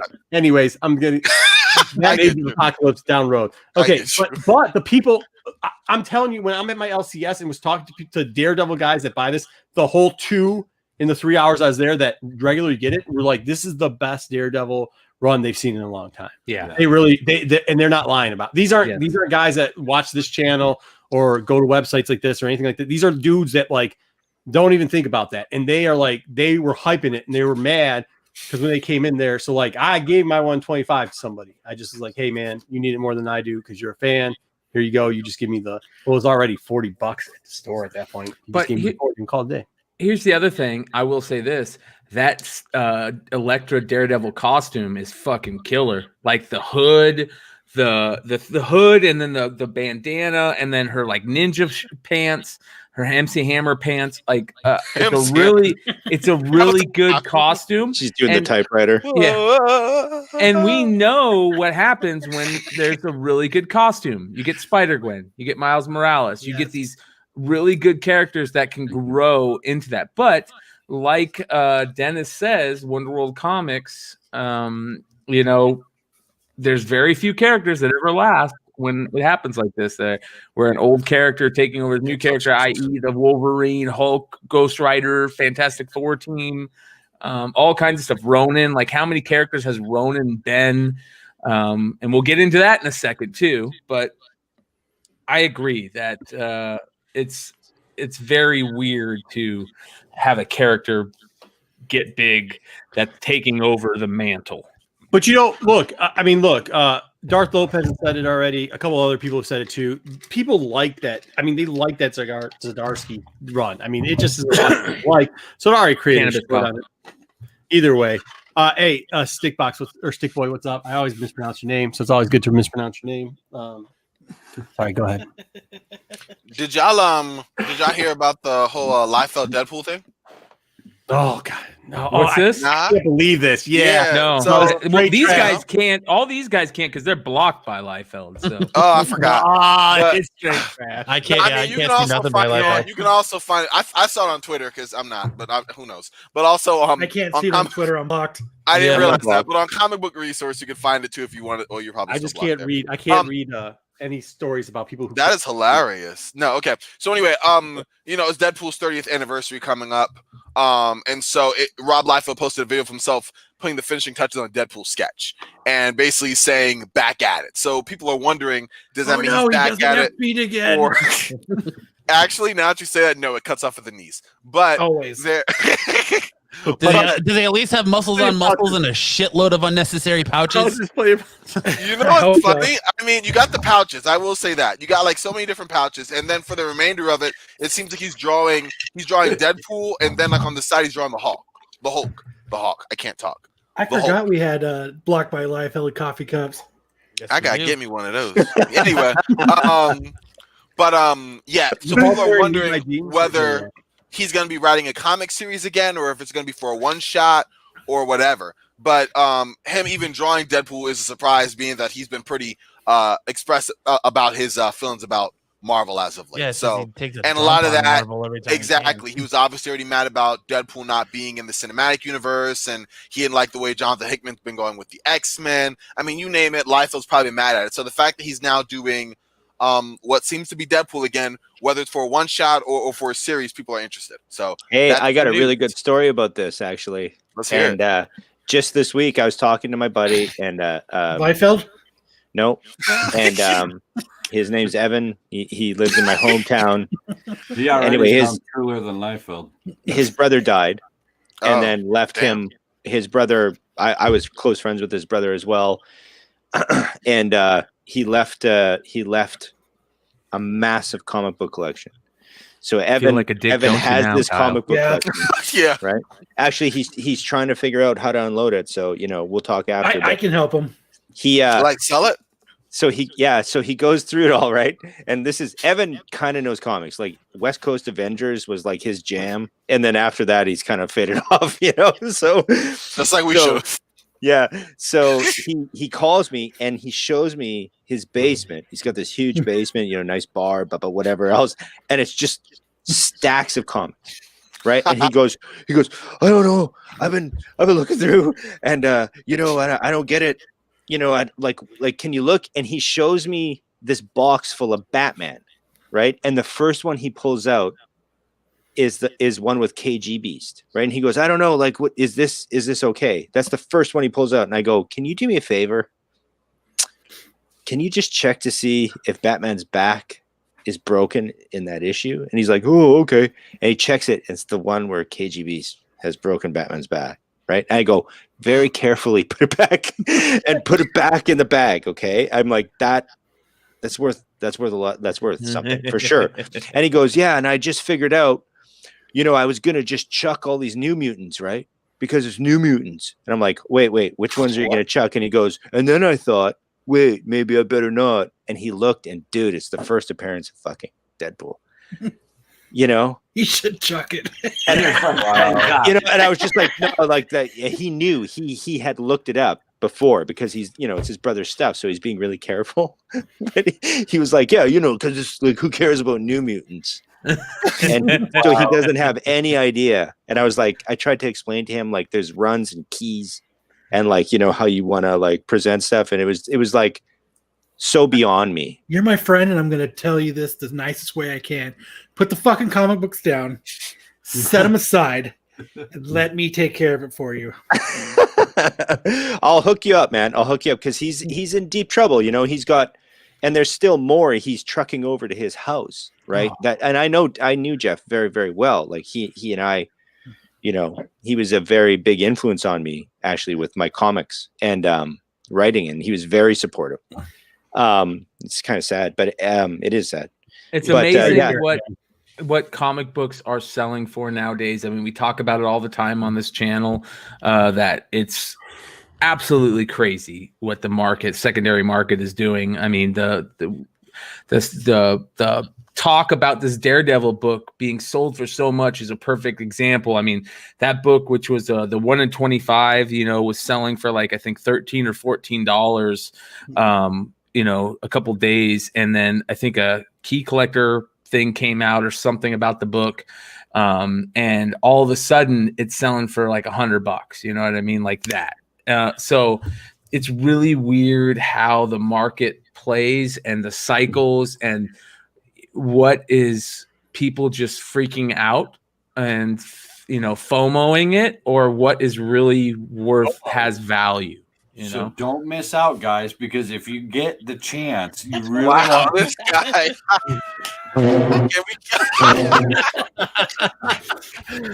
You get a Walmart fart. And then I love the Wally World.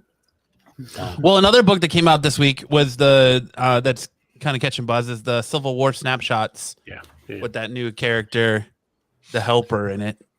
You were saying FOMO. What do you think? Any lasting impact? Any spec worthy on that character? Is it going to be a one and done? The sad thing is I didn't even know about this character. That's how much I knew about it. That's a great name for a character, by the way. Yeah. Right. Oh yeah.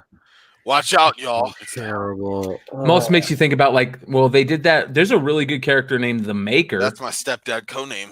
Yeah, the Maker. The Maker. Helper. The Helper's your stepdad codename. Yeah, the Helper. Who is he? He calls himself the Helper. That's my thing. It's my stepdad's codename. Anyway. But it's this variant cover that is being sought after. Wow. So did you actually read it? Reader buzz. Okay, so that was that 100% reader buzz? Interesting. Yeah, I think it was a lot of it because when it came, from what I hear, because I don't I don't use that app, but like when we were there, it was going off and people were like, but it was the guys that actually were like reading it that were after it, like. We're reading it after and then found out that there was the variant and they didn't really know about it. So they didn't have the app. That's what I was saying earlier. Like it was the actual readers of that series. And of course there's not a ton of them, but that's not a huge, like, luckily the shop that I go to, the LCS I go to, has got a bunch of other shops. So like they got one because they get, like 8 books at each shop and then wants ordering 2 more books. So first name hamburger. It's a good run. I mean, it's a good read. Everyone's really enjoying it. Y'all are so hamburger, last name the Helper. It's hilarious over here. that's awesome. Y'all are popping, y'all. That's fun. Oh man, that's awesome. So that book never even hit your radar this week, huh, Brian? I So didn't know. what did the helper do? Is he learning? Is that What why is he's it? called the Civil helper? War snapshot? Yeah, Civil War snapshot #1. You know, he comes up in there and he helps. Why are they you know? still That's what he talking about does. Civil War? What's going? Like what is this? Oh Jesus! Well, the Isn't it nice to have somebody totally clueless? Oh, No, Not a good, It just, not a good I'm answer. glad it gives people time to go and make fun of Marvel for their ridiculousness. Yes. Well, it takes part in like parts of these big event books and puts them as a perspective of something someone else is doing at that time in the Marvel history. That's So cool. it's the helper like That's actually sweeping super up cool. or something? Oh, you know it.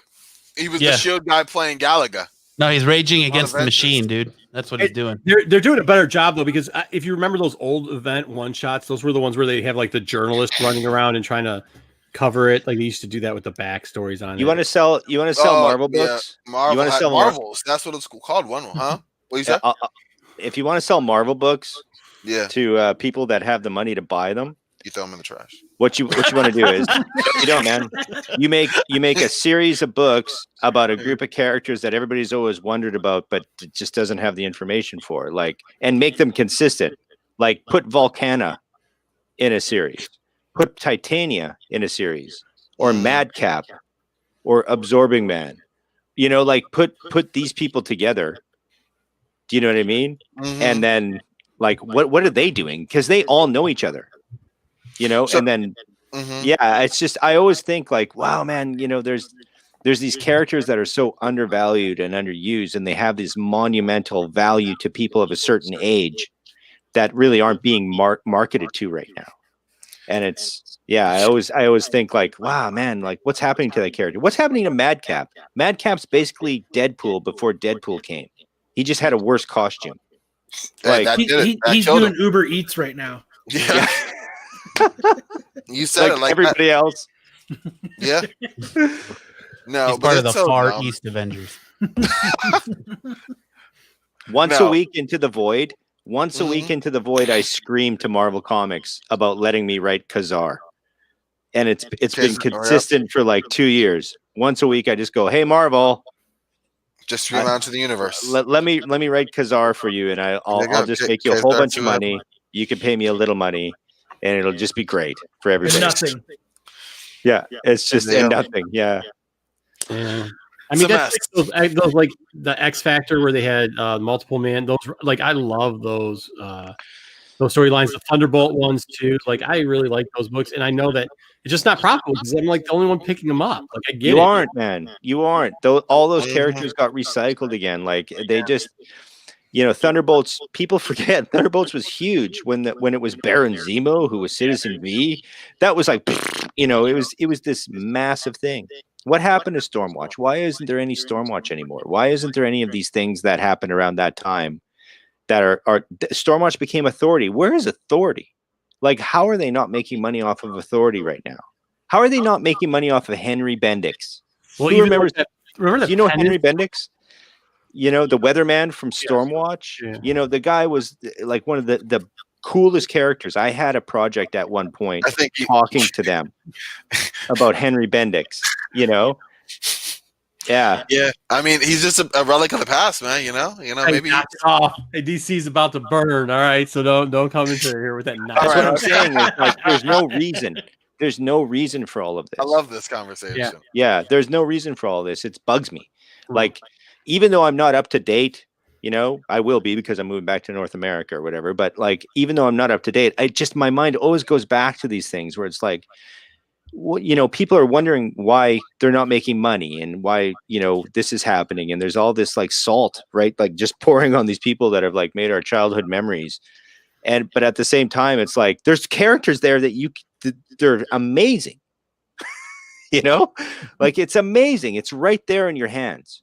It's right there in your They hands. screwed up. Like I know it's not even in our childhood, but even later in like in our 20s, like they had hope. Remember they did the Cable thing where they brought Cable back. They made Bishop important again, and they had hope right there to give us hope.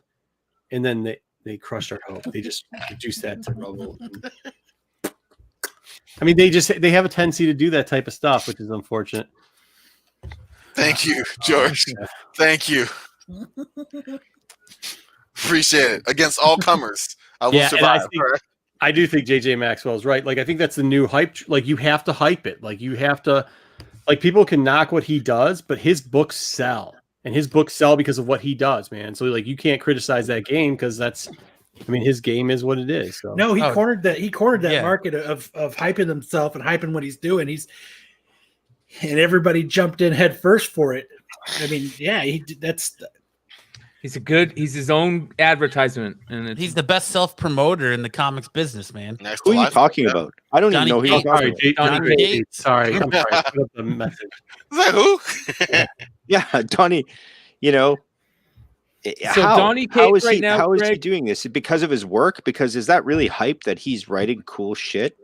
I don't think so. That just means that he's a great writer. But you know? he, he gets the hype train going because, like, so his new series crossover, before it even comes out, he goes and tells you want to pick up issue 3 and you want to pick up issue 6. Mhm. Anything he's writing, he's like, you're going to want to get multiple copies of this issue. He tweets it out. He creates his own hype around his own stuff. Because people he go, used to be a store. He used to work in a store. I think Mhm. he had ownership in a store, so he knows, that market, and that's okay. That's great. good. That market, Yeah, that's what you should be. I mean, I think Marvel should be writing him a bigger check for doing their marketing for him. But, like, if that's what you got to do to make a living, like, get out there and hustle. I have no problem with him doing it. I'm not a big fan of his books, but dude, his stuff is selling. I mean, so yeah, I hope he does. The problem with it is I hope he likes characters that I like. And that's when you start getting into it. You hope, yeah, right. like Greg. Yeah, was that's talking, totally you're true. Oh man, I hope that he would. When he was getting off Strange, and he's like, "Oh, there's a character that I'm going to want to write," and you're like, "Okay, cool." And then he was writing Thor or whatever. I was like, "Oh, well." Thor. He does a great job on Thor. He made Thor interesting again. Stop. That's all. I'm just saying, like, Thor's not my like. I'm get not you. really into Norse gods that are half naked, bro. Well, that's what I like. I like when a writer or a creator does a good job working his magic on a character that you might not know or you might not like.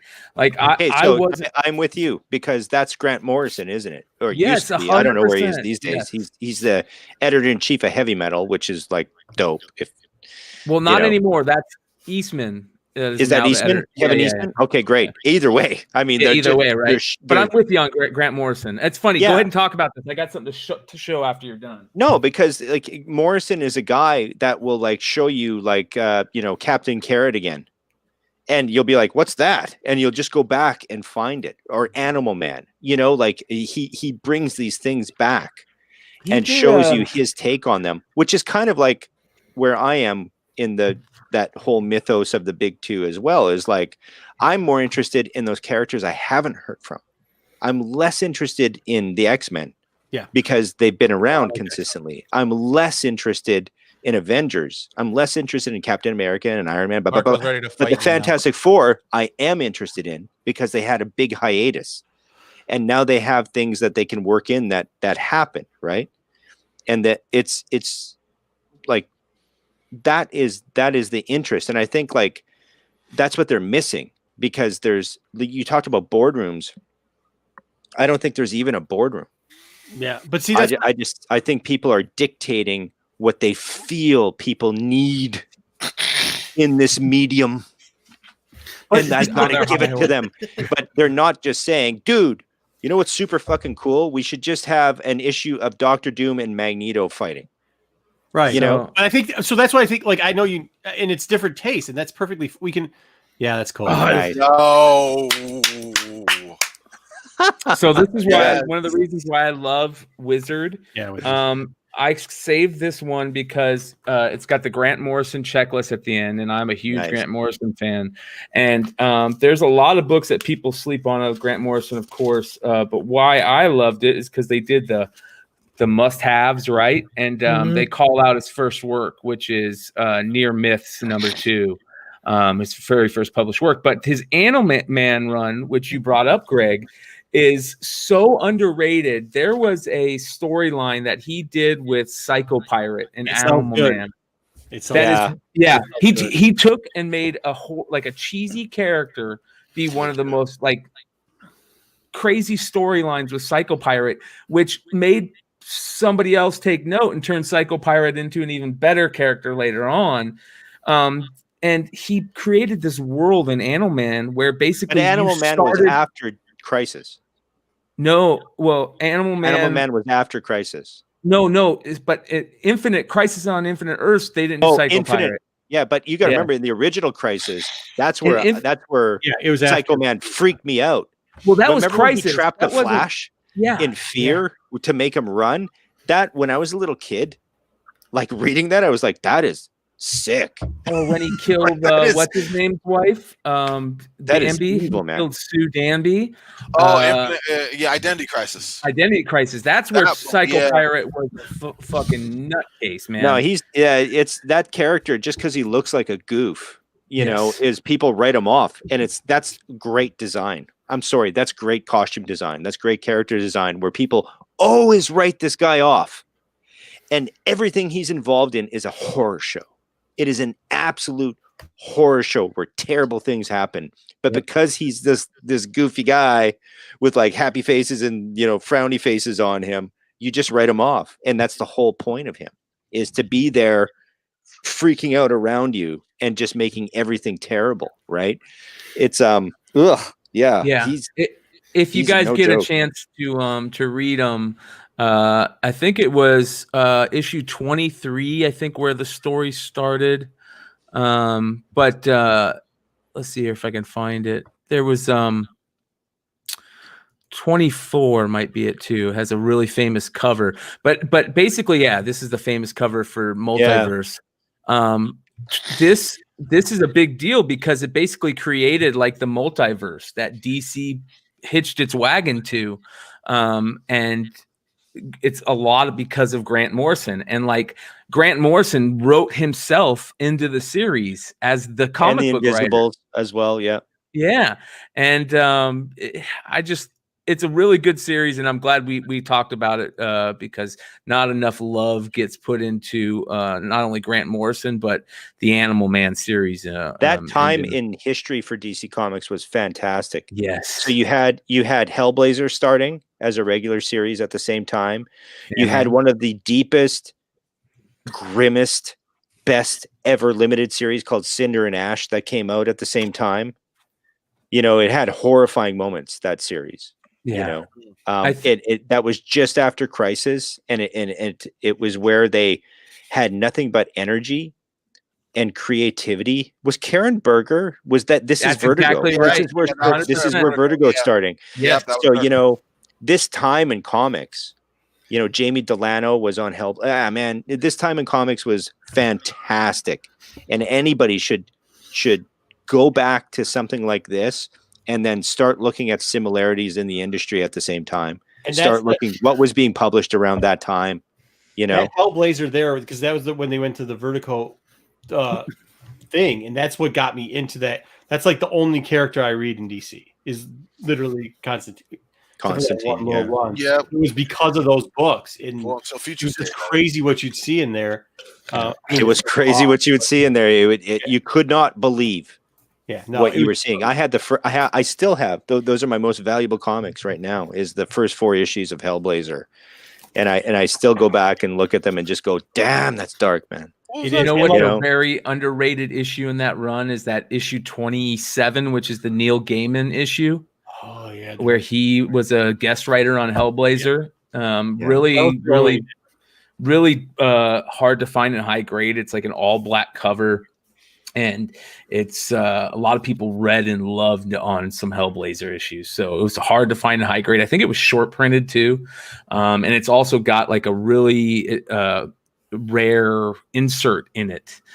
Because they put some crazy inserts in some of those Karen Berger books, those, you know, adult type titles that you wouldn't see in normal comic books, you know, like same thing with like Death talks about AIDS, you know. They did some really cool stuff in that. And I'm looking at like my absolute collection is just all Vertigo, beautiful Sandman bound issues. So very cool. You got a good little absolute collection too. What's next on the docket? On the docket, I thought Star Wars. Wait a minute. How'd you switch Marvel talk over to DC talk? I blame you for that. They just switch gears. I mean, listen, when you have the better, franchise, you gotta kind of stay over there. Well, we were talking Yes. Kate. So let's switch back to King in Black real quick. And is there anything spec worthy coming out of King in Black? Do you think? Because I saw some talk about the Sentry, and it kind of started raising his first appearance sales a little bit, but he's not in there long. Spoiler alert. No, it's more of like a blurb. Yeah, he's kind of pushed as like being like the strongest weapon in the Avengers arsenal, and then he just gets ripped in half. Who? So Sentry. Okay. So Yeah, but isn't that the typical, like, that's the thing that I think makes some people a little bit angry with the Cates promotion, right? Like, they're like, oh, cool, we hear this character's coming up, and then you get one of them where he keeps somebody around for a while, or he cross-writes them across different books, and then another character who you think is going to be like the ultimate power or something else, he just ends their night and finishes them off pretty quickly. So, I mean, but it keeps people hooked, I guess, right? I will say this. I have a lot of more respect for Donny Cates because of his knowledge or the way that he goes back and looks at some of these forgotten characters. And he does sometimes swing and miss, and it just doesn't work out. But sometimes most of the time he does really good. And finding that character from Marvel Spotlight #9, that Mr. E character, and pulling that because it's very similar to the symbiote. As a matter of fact, I think they even talk about it being similar to the symbiote. I know if you look on the Marvel fandom page and you look up that issue, yeah, that's the Nightbreed insert. Yeah, you're right, JJ. Nightbreed. Yeah. It's great. He turns books into gold, but he's also doing a good job of finding storylines that fit the rhetoric, right? Mm-hmm. The only problem I have, and I was talking, like, if you guys really want to get deep into this, follow Ultra Maximus's YouTube page. He does some really good deep down dives into the whole Donny Cates, King in Black, Wraith, all kinds of craziness, just getting really deep. And Donny Cates has weaved this huge web with this Null character. But the thing that I'm most worried about is that he is going to force Null to be somebody from the past and not just let Null be his own character. I don't want Null to be somebody. I don't want Null to be this Celestial, or to be, Donald Blake, or to be like so-and-so. Why does he have to be somebody? Like, let's let it be his own character. Why do you gotta be somebody? But I think that got back to like kind of how when Greg's like, oh, I don't want to see the X-Men, I want to see, Fantastic Four. Like, I actually like that they were redoing, like, because it wasn't main, if it was just side, they were redoing the, original X-Men or the giant size ones, I'd be like, oh, this stinks. But like, to see some of the development that Hickman did with the side characters, I really like that. And to have Cates do his version, like, some people are gonna really like what he's doing with it too. Like, you can like some of it. We always say in the Star Wars thing, like, Star Wars is for everybody, but not all Star Wars is for you, right? And I think that's kind of like, I think that's the Cates blueprint.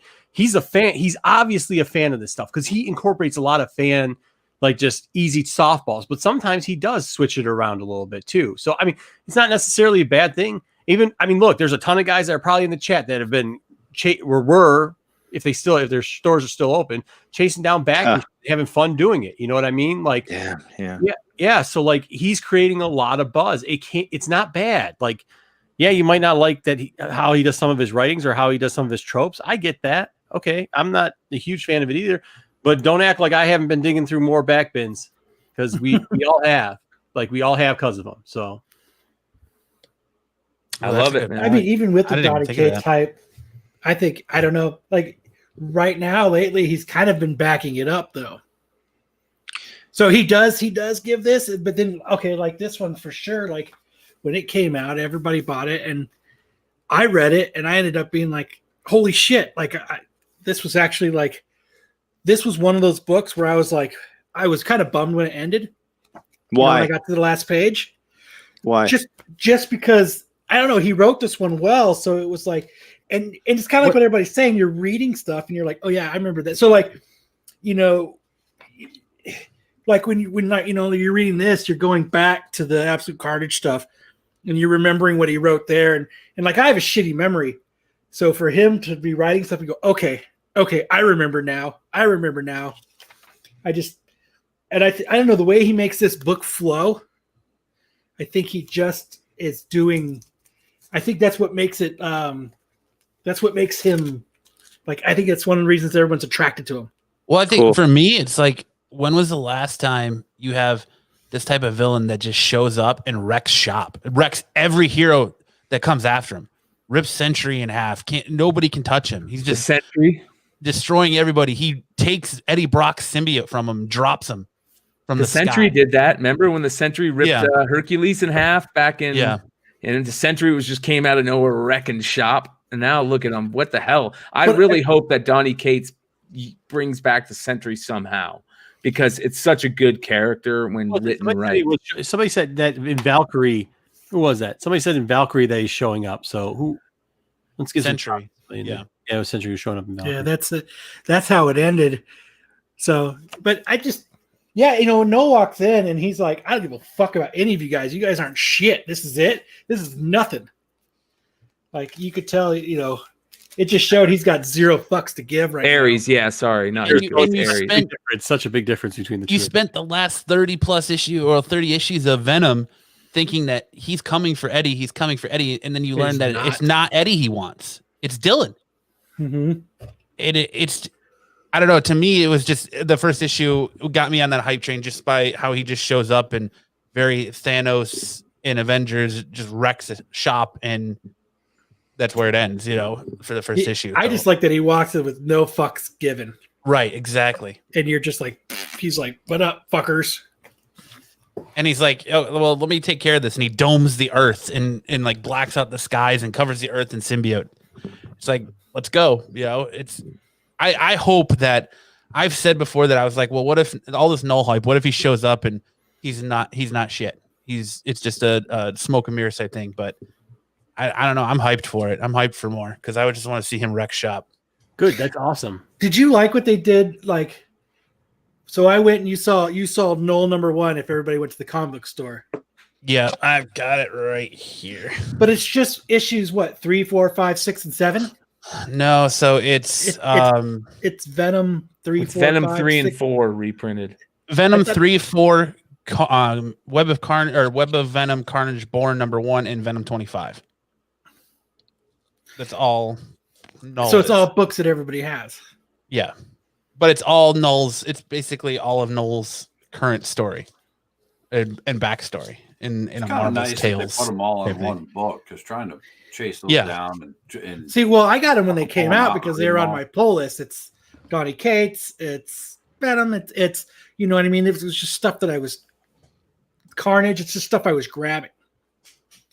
Anyway, so like I don't know. I think the fact that they made it #1, I think it was a little misleading. Because, like, did you think it was its own story? Did you think it was? I mean, like, I did. I picked it up thinking it was 100%. I'll be honest about it. I'll be honest. I don't read previews. I don't, you know what I mean? I'm that comic book guy that walks in and my title, I already know what I like to read. It's already in my box.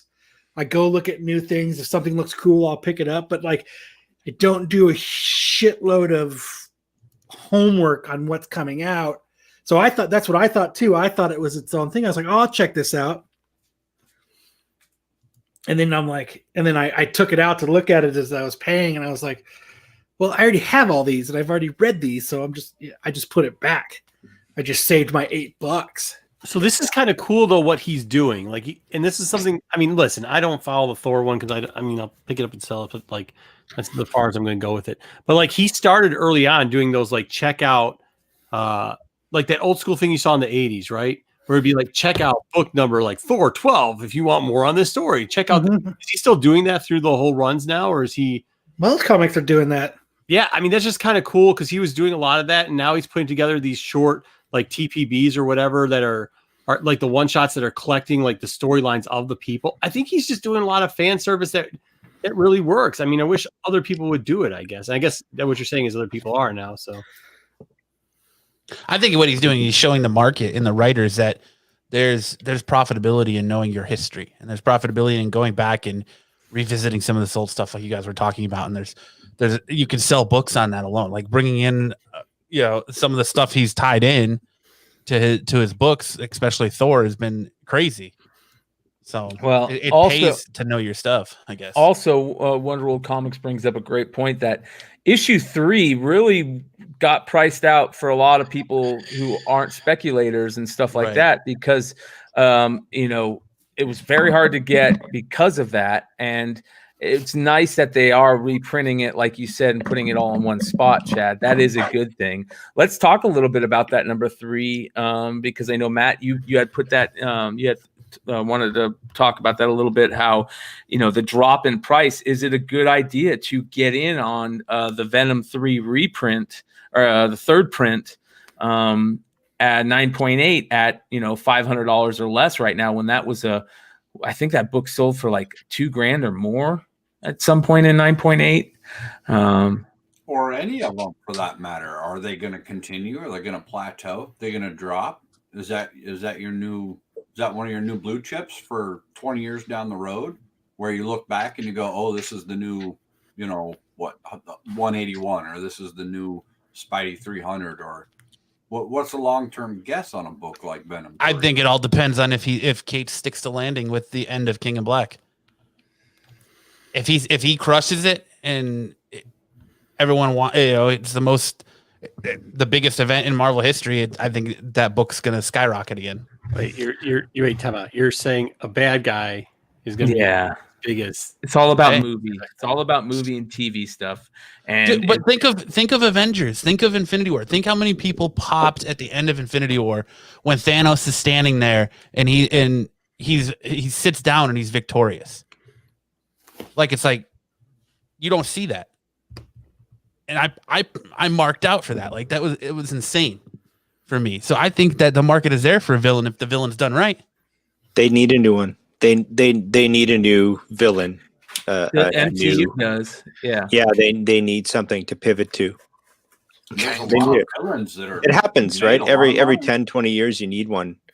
Yeah. But they need somebody that can come back and do something. Because you can't ride Thanos. That's a good point, man. You can't ride Thanos' coattails forever. Yeah, Thanos, Venom, Joker. I mean, Beyonder. A lot of, Dr. Doom, the Galactus. You've got a lot of villains that made a lot of money. Mm-hmm. The Green Goblin. Yeah, could you imagine if they did Dr. Doom right? Yo, I couldn't, because I couldn't see it happen. But yes, it really would be. I can't picture them doing it right. I really can't. Yeah, I'm about to say I can't. I'm loaded right back in. Yeah. Bow, no. But like, wouldn't that be sick though? Like, they have someone that's like done it. Like, you could read books. He's taking care of that. Like, it's true. So I don't know. Anytime I get some Marvel slander, I have to. Yeah, you got to go. But he's giving the comic book fan that fun again in a time with a whole lot coming out in the pandemic, because you're searching through this old stuff, make these connections like the Mr. E connection and the Wraith connection and all these connections. Cates is making you be that comic book detective to go back and kind of connect the dots. I was talking to somebody the other day. We were kind of joking, laughing Detective about Comics. But we put our hands up in the air. Like, guys, people are now going through, and they're not even just going for that one book that they think like could be it, right? They're now going and taking like the 3 books in front, the 3 books behind. And it's like what, like, you see the whole area is missing from like runs, and it's not like they're collecting the run or the arc there. They're really just, because they're so, not tuned in, that they're just taking the book they think it might be, or a book an app tells you to take, the 2 books in front, the 3 books behind, and not leaving a lot behind. But at the same point, like, at least hopefully they're like trying to look into it and see what's going on in there and trying to track it down. You know what I mean? Dipping in. Yeah, dipping in. That's good. Well, you hope they're just not putting it in a box and just going like, maybe. Yeah. But to answer the original question, I definitely think there's still a market there for Venom 3. And when I was putting the show together, it was 9.8 was selling for under $300. So, if you want to get in, it's probably time to get in now before the market shoots up. What are again. Raws going for then? If you were looking at 9.8, let me see. because then that does that thing. Is it worth even grading right now, or is it something you're going to want to hold and wait before you actually resubmit it to grade? Venom 3 Raws, Fucking slow burns. 150 or 175, 180. There's a signed one for 150. Signed by Donny Cates, 150. So I mean, they're 150 up for Venom 3s. Yeah, so they dropped a crap ton. Yeah, they've I mean, that's a huge drop from what they were going. They were $2-3 grand at one point. You just think it's because the market's been flooded with it, or it's just people have moved on to other things? I think it's like Miles and stuff like that. I think it's a lot of people moving on other things. Thank you. But I think it's, if you want to buy one, now's the time to get in on it. Yeah, for sure. I mean, $300. Don't get me wrong. $300 for a book is still a good price. $3 for a comic book? As far as getting crazy up there. Well, believe me, there's a lot of people I talk to. They're like, "What? You pay how much for a book?" A 9.8. I put that no one just back sold $8. A 9.8 just sold today, $292. Whoa! Make your best offers, boys and girls. Find those best offers and make your best offers. So I think that's a great buy-in price, and I think you sit on it for 10, 15 years, and I think you make a crap ton of money. I'll be honest, I'm shitty specker, but I think right now you buy in at 300. Okay, let's look at it like this. If you could go back 10 years or however, 9 years or something, buy your Spider-Man 300 and sit on it, how much money would you have now? I think that Venom 3 is a solid buy-in at 300. But I could be completely out of the ballpark. That thing could drop next week to $50 and I'm the world's biggest asshole. Yeah, I was just thinking that. Another one, your ass with it. Another 9.8 sold today for $314. Where are you seeing this, Matt? on eBay. Because I'm not seeing. Maybe I'm looking at ended recently. I don't see any that is sold. Maybe I'm looking at the the wrong 9.8. thing. Yeah, he's right. No, I'm looking at sold listings. There's one 292 or best offer, 10% off. They took the best offer. And this is for the third print? Oh no, for just number 3, Venom number 3. Oh, that's not. Here's the book that I'm talking about. All right, so I apologize if you guys didn't understand. I'm talking about this third print. This book was super high. Oh, the doll on the throne. Yeah, that's This is the book I'm talking about. Yeah. I think Matt was talking about like the original cover too. Yeah. Okay. Yeah. I'm definitely talking about this one. This one was the one that was like the $2,000 book. I think prices were ridiculous at one point. But even if you look at that, it's a quarter of it now, so it's like $550. Yeah, so that's what I mean. Like that. Listen, if it was $300, holy shit, man, I'd be buying in on that all day for this book. Well, even 500 might be a good buy-in for this. That's book. what I'm saying. Like a raw just sold today for 330 of that third print and variant. Yeah. And on the 5th, like somebody went under best offer for $550, and then one sold for $550. So like you gotta think maybe probably around $525, $545, somewhere around there. I mean, for a book that was what was the height on that? Around I'll show you the height. Look at the height. This is crazy. Anybody who's going to be out there buying $300 worth of comics, like for a book that might drop in price, should just go date a stripper. Yeah, you're gonna have a better time. You're not gonna worry as much. Where do I change the date? How can I change the date? You'll be broke and 50 pounds lighter at the end of it, but you know what? It'd be a good time. Anyways, it's not letting me go back very far, I guess. But yeah, this book was selling for a lot of money. It was. Yeah, it was selling for a lot. And now it's like, you're looking at the 550 or under mark for 9.8s, which is, I mean, there's steady enough books that are selling for that point, graded 9.8. So yeah, that's I mean, both covers are either way. Both covers right now, if you think about it, like it might be a good time. You should definitely keep an eye out for it. It's not like he's going anywhere. Yet, you know, like Matt says, you never know. He might not stick the landing and kill him off. Like, hopefully they don't kill him off. That's the worst thing you could do. I mean, seriously, hopefully you bought it off the rack.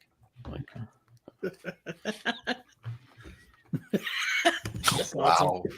Facts. Me too, Patrick. It's a trip, man. It's a trip, buddy. You never forget the smell. That's for sure. Wow. I know the smell you're talking about. You're talking about the pear scented lotion, right? Yeah, man, they smell good. Yeah, pear scented lotion, brother. That's every stripper's go-to. Yeah. I thought we were thinking sandwich meats, but okay, that works too. You're dating the different type of girls, man. My problem. Yeah, you don't want those corner girls, dude. You want the ones on the pole. Smells like rusty toonies, dude. Van Buren, yeah. God, mayo and ham. Jesus. Rusty toonies and hot dogs, because they're always got a hot dog vendor out there at Canada for the strip club. Well, Yeah, man, did you guys see the Hot 10 list this week? All the Star Wars Rusty books that were strippers. on it. No. I'm sorry. Um, You guys are crazy. I've driven a stripper to work. That's about it. and I'm trying to bring up Star Wars. Oh yeah, no, that's to fine. change it. Like this ain't happening. Just roll with it. I'm here this belly roll. I'm like half a bottle deep already. Oh, yeah, it's great. You know what? We did have questions about that earlier too, because they were asking about, and that was one, like, I don't know, you know, we don't, like, if you've been watching us lately, and even with Pete who comes on, we have him regularly on there. There's a question about, like, who are they going to bring in with the chalice or the chiss, like that type of stuff. Like, what? Sorry. And we got to say, like, the answer to that question. It smells like sadness and Valtrex. That's crazy. All right.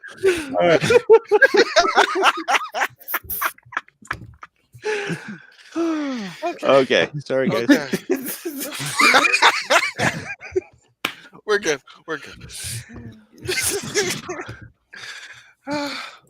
What were we talking about? The Hot 10 and Star Wars? That's what we 10. did. Let's go. Let's keep it moving. I'm about to die. Ryan was trying to stick the landing and I gotta stop coming on the show. I'm No. done. Yeah, like there's no reason for me even trying. Dealer bar. I reverse thrusters. All right. So you said something about the Hot 10? Yeah. We're talking about Star Wars books. Of the Hot no, 10. All I no. can think of now is Yeah, Valtrex and sadness. Now all I can think about is as it rains glitter. glitter. Yeah, glitter Oh, and hair smell. I'm still trying to put up a defense to DC fans going to strip clubs. I'm trying to come up with one as we think right here. All right. Oh man. What? I can't even read the comment section right now. I'm done. Brian, you lost this. Take a break. Take a break. I'm I like that.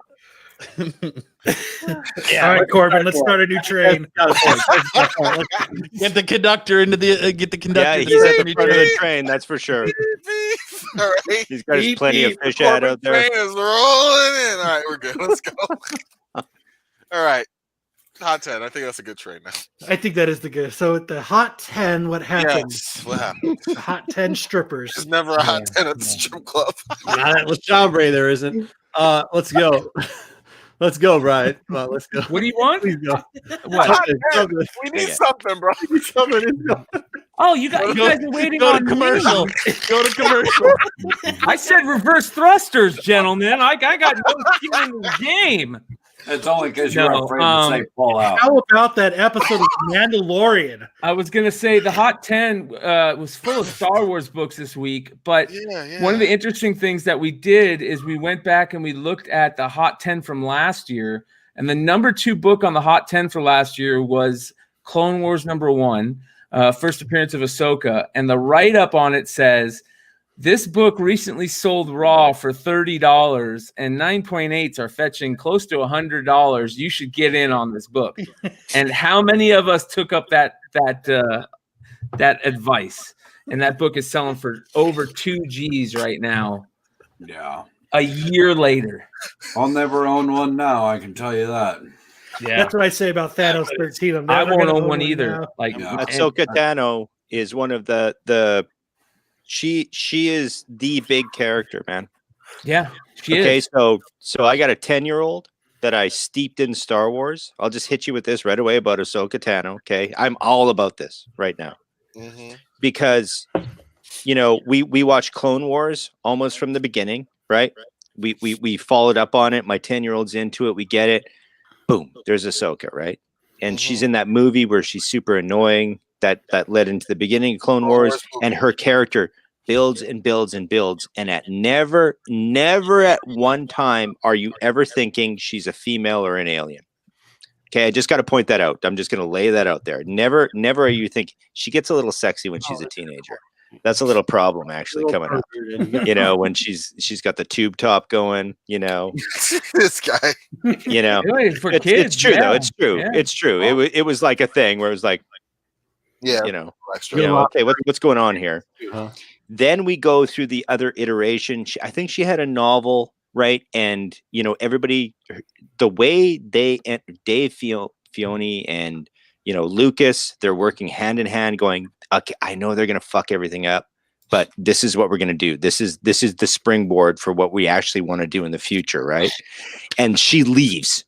All of a sudden, she's gone. She's like, you don't trust me. 5 or something. You think I blew up the Jedi Temple? Screw you. Anakin, Darth Vader is my sensei. I've been trained by the best. He's been trained by Obi-Wan. We kick ass. I'm out. Right? And she's gone. Well, And then all of a sudden she's working as a mechanic through the novel. And then they bring her back in Mandalorian with Rosario Dawson, who is fan-fucking-tastic, right? Yep. Wow. And she's there perfect, pitch perfect. And here's the big deal: pitch perfect. That's it's what Marco still the thinks, same too. character. It's still the same character. I think Marco's I ready agree. to fight You for could this not Saturday find an night. Ahsoka Tano figure Thank you. 5 Yeah. years ago. You I could not thought she was find good. an Ahsoka Tano action figure. You can't. I looked everywhere. Okay. Yeah. You could not find it. Mhm. An Ahsoka Tano. Okay. We had everything. This is for a 10-year-old boy who is, you want Star Wars starting there. Okay. 5 years ago. Right. Keep in mind, guys. Right. She's huge. She's going to be the thing. Is Ahsoka Tano. It's not Mandalorian. He's a pastiche of what we want Star Wars to be. And he's going to lead us through the future with Jon Favreau and Dave Filoni. Okay. Yeah.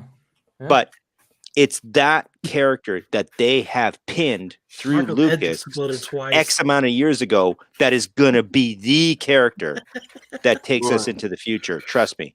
Marco's Ahsoka over Tano's there huge. feverishly writing his Amazing. rebuttal. Right. No. Don't get it twisted. Don't get it twisted. Like if you watch a lot of our early Star Wars stuff, we were telling you that she's huge. And what he said about that, about the toy, I've seen none of it. that- Oh, we let's put that watch out there. it. It's okay. Only like 5 or 6 people watch it, but they're good people. Good folks. Greg, that was a great And breakdown. two of those Greg. people are Marco and Solo Wookie. And the third one's my wife. And it's some random person watching it.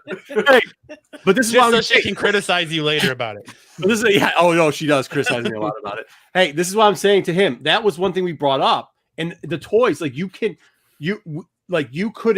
I actually didn't find her annoying when she first came out. I have always said that, and I like totally thought so. Yeah. no, and I actually thought that the jet. You were kind of wrong with the thing with Skywalker because actually that was like the heartbreaking point where she kind of walked up to him and was like, "Yeah, you think you know, but you don't know," and like walked away. That was Yeah, totally. No, that was yeah. really heartbreaking too. Not yeah, but the toys. He's right. There's videos you can go back 5-10 years ago when those were coming out, and some of the hottest Star Wars YouTube videos were dudes in sweatpants walking around going, "Look at all this crap at this discount store. Star Wars crap. Star Wars crap. Star Wars. Yeah. Yeah.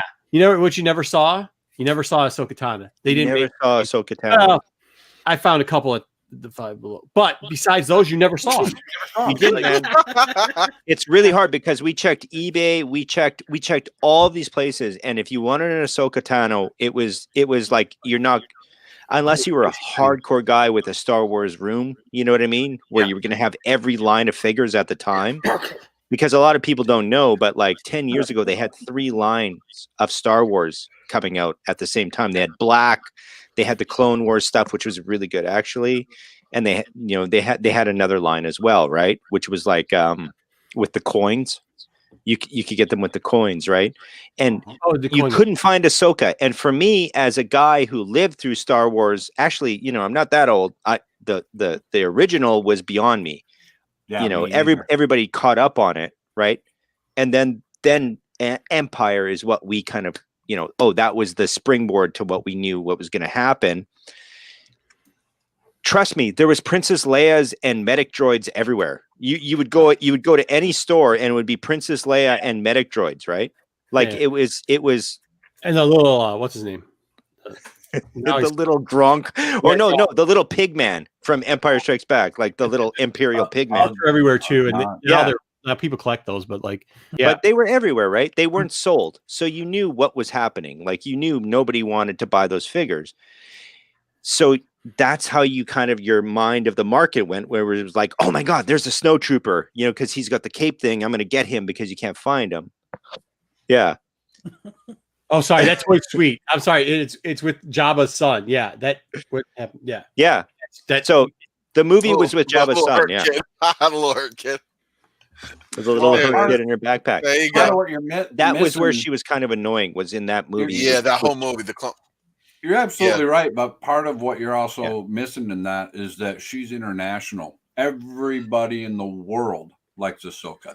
Yeah, she plays well in Japan. She plays well in America. She plays well in South America. Yeah, New in Asia, England, everywhere. Africa. She is it, man. She is it, and they have made it. They have made it so that she is going to be the one to carry it. And they knew it. They knew it way back when. Jesus Christ. They knew it way back when that Ahsoka was the one. Like this? No, they did. Yeah, I mean, that's it. And that's where, like, you start looking at the Poe character and all that, and it's definitely going to come. Like, I know people are really excited about a lot of stuff, and, like, they're trying to think about what's way down the line, and they're like, oh, well, Dave's going to do this, and Dave's going to do that. And you're thinking, like, yeah, but he's still got to do Bad Batch. He's still got to do the rest of Ahsoka. He's got to do the Sabine Ezra thing. He's got to do the Bo story, like, because those are his characters. And then he's going to bring Pol Khan in. I mean, because it is what it is. And then he's got to hit Voss up. And these are all. But you're also forgetting about Favreau, who is a major player with his own team, right? He's got an amazing team behind him, and any Hollywood director or major writer in that industry right now wants to work with Jon Favreau. Yeah. So all he has to do is assign them key pieces. And we have to understand that those two guys with Lucas right now, they understand what people want because they want the same things. They just want to see them. Right. Like they didn't hesitate on getting Boba Fett his armor back. They didn't hesitate on showing us what we wanted to see in great detail. Didn't he steal his armor back? You bet. Yeah. I would caution though. Like you've got a lot of valid points. We've said a lot of that stuff before, but I'd be very cautious when you start throwing out what the loud, like that's what got Star Wars in trouble there towards the end. Like you started listening to people tell you what you wanted, and then you gave it to them supposedly what they wanted in that first movie, and it did not turn out well from then on. Like it just did not turn out well. It was just the first movie gave everybody what they wanted. It was garbage. J.J. Abrams was garbage, but it was regurgitated garbage. It was a a dog eating its own vomit. But that lined it up so that you could have the last one, which was complete trash. So Marco likes episode 9. Yeah. So we'll just don't pick on episode 9. That's his favorite. That's the worst thing. Oh, okay. I thought you were serious. I was about to be like, oh wow, yeah, that movie sucks. Well, let's talk a little bit about let's talk a little bit about the Boba Fett talk that happened on Mandalorian spec wise with open season and all that stuff. And I think you got some stuff to talk about High Republic also. I do. So if you've been following the Grams, as the kids call it, or maybe they don't because I'm old, I don't know what they call it, but the Grams. We were kind of putting out a couple pictures, and one of the ones we've kind of been talking about or pushing out lately is, do we have this slide there, Matt? Which one do you want? Show me the one where he shows the armor thing with Coneheaded through Boba Fett. Oh, you want Conehead? Yeah, Conehead. Shout out to Sound My TV. So this right here is probably like one of the coolest things ever because, you know, we over on the dark side are big fans of a book called Open Season. And one of the reasons why we're big fans of that is because they got a character named Jester, and Jester is the one who adopted Jango Fett, and he does it in that book, and that makes him a Mandalorian. And when he first put on the Boba Fett armor, they still had the Jester logo in the corner. You can kind of see it here if you blow on the right side. There's that little like corn type logo that he's got right there on the right side. They can't see it because you shot it from your TV. It's not HD. Like, it's 3:30 in the morning. What do you want me to do? I'm shooting it. No, I understand what you're saying. Yeah, I've always wondered about that symbol. Actually, we're putting this together, and I go, "Who took this picture from their TV?" And Mark was like, "I did, dude." I go, I watch it at like 3:30 my time, Eastern Standard Time. I watch it once, and then I watch it again and shoot pictures, man. Like, okay, I might be a little bit of a crazy fan. I don't have. He looks like he has outgrown his armor. Jesus. Yeah, dude. He's a little. I did like the scarring though. It was kind of cool because that's a throwback too to like he got scarred by the acid. If you know the story of how he in the legacy stuff, how he got out, they did that acid scarring from the Sarlacc pit. So that was really cool. But what's even better, and we knew this because we didn't translate the Mandalorian language right off the bat. But the first thing I texted Solo Wookiee was, and I was like, Open Season, and we kind of put it up as soon as we don't spoil stuff, so we kind of let it go for a while. And what I meant by Open Season is he says in that line like, this is my dad's armor. My dad fought in the Civil War. And all I could think about was like Jester. Like, dude, that's so cool because they just made Boba Fett and Jango Fett just by that line alone. Even before you find out what the code is in here, they made him a Mandalorian. And then, Matt, if you could go to what the code says. So it says pretty much, so it says Foundling. Yeah, and Foundling is... There's that symbol you were Foundling took into the year the... Concord Dawn. Dawn is the planet. So the planet where they were having the mentor, Dawn. Father Fett. Yeah, so the mentor is Jester, who is the guy who adopted in Open Season. So Jester finds Jango Fett, takes him in as a little kid, and then his father's Fett. So that makes Boba Fett, because he's Jango Fett's a foundling. That makes Jango Fett a Mandalorian through the foundling rules, and then that makes Boba Fett, because he's his son, even though he's a clone son. I get it, but it makes him DNA. Yeah, it makes him a Mandalorian too, even though he says I'm by myself. That kind of plays that whole way there. So like that's just super cool. I think when people kind of figure that out, that if you could go to the books real quickly, we'll talk about some of the books and some of the stuff that might pop off from it. Do you want the Marvel but over to the Boba Fett stuff. Remember, he's unaltered. He asked for an unaltered clone. So Boba that doesn't age quickly. Yeah, he doesn't have all that other aging crap and all the other GMO stuff put in him, man. He's pure. Oh, so people are asking, this is where it is. So it's right here in Star Wars Jango Fett Open Season #1. Now, there's a couple things here that you got to know. So number one, if you look at the little kid in the background on the cover, that technically is Jango Fett, all right? That's Jester right there with the gun. That's Jango Fett behind him when he takes him. On the second one, that's where Jester dies, and Jango kind of takes over for a little bit. It's a 4-part series. All 4 books are good, and all 4 picks between when we posted about it and everything else have been obviously picking up steam. You can't find it. Next slide, please, if you could. Thank you. But don't sleep on this. So that's the Jango Fett Open Season TPB. We talk about that a lot when we talk about trade paperbacks that do well. This has always been a fan favorite trade paperback. It's the Dark Horse, not the reprint of the Legacy, but the Dark Horse one. I think you could still get them for around $60 or so. That tells the whole story. It's a good book to get, especially if you can get near mint. Technically, the first time Jango Fett shows up in a comic book-ish type character is in the TPB / one-shot. So Dark Horse did these one-shots, and when he showed up in it, it was Jango Fett in Jango Fett. He showed up in a one-shot. Technically, I would consider that a trade paperback because that's what it is. But he shows up in there, and the second one to that is Zane Wesley, the shapeshifter. She's the one that tried to do like tried to kill Padme, and then they ended up chasing her down, and Anakin did that stupid thing that jumps out of the plane and everything else. But so he first Sam Westall. Yeah, thank you. He first starts off. That's the first time you kind of see him in comic book-ish form, is in that trade paperback. And then obviously you know, these comic packs. This one has always been a comic pack that's been pretty expensive. You get Jester in that. You get Jester's kind of right-handish scaredy cat type man in it too, and then you get the open season book. And I think those things are going between 5 and 6 somewhere there. I that's something that just those are crazy. It's always been a big toy. I guess you could consider it under the toy line, but that comic packs has always been good. And I mean, those things just keep going up and up. So that's kind of covers the whole. Now that they're back in canon as Mandalorians, those are kind of the things you got to look for. I agree. So what do you think about Pre-Vizsla? I mean, this is, in my eyes, prime pickings for Pre-Vizsla. In book 1. Yeah, go pick up all the Pre-Viz that you can find, because that's who kills Jaster. No, Tor Vizsla. So Tor Vizsla right. in one. Yeah, in one. And then Tor Vizsla, then in 2, like, so little Django runs underneath a tank. It's kind of messed up because it's Dark Horse Comics, right? They always like to blow off hands or have kids kill people and stuff like that. So little kitty Django runs underneath the tank. Is it in the end of 1 or is it in 2? I think it's in 2. In 2, he runs underneath the tank and kind of sets up a bomb, and they think they blew up Tor Vizsla, who, by the way, important note about Tor Vizsla, thank you for bringing that up, Solo Wookie, is the guy who started Death Watch.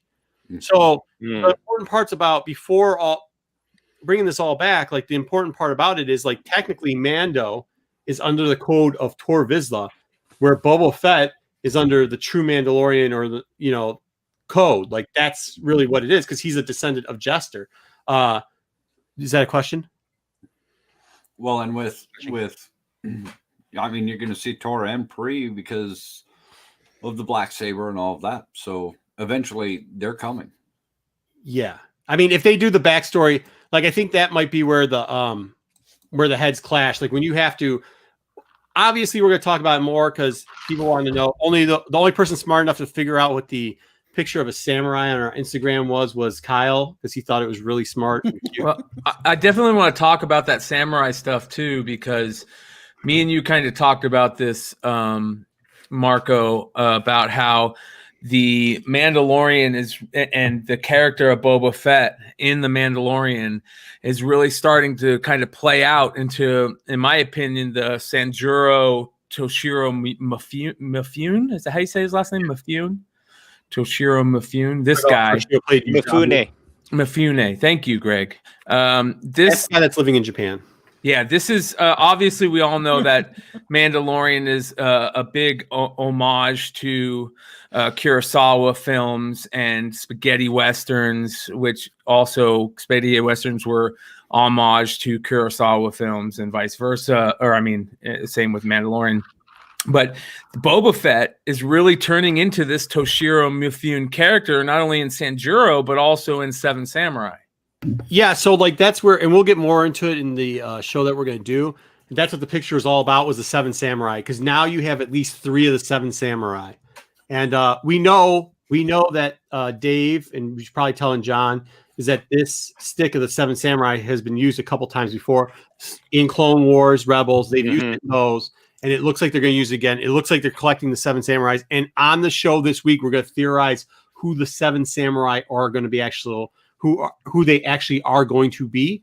One of them obviously is Boba Fett. One Cara Dune. Maybe she might. You don't think so? Carl, they pull the sheriff out. You know, come on, help us do this thing. Yeah, that's going to be one of them. So that's probably going to be one of them too. We have her on there. Obviously, I think we're going to go back and maybe get Bill Burke in there a little bit too. Carl Weathers, but only if he's in boxing shorts. Listen, Apollo Creed can only come out, yeah, with a big top hat. Well, hey, listen to the rest of them. We'll give away on that show, so feel free. We're going to do it again, same time as last week. What time is that?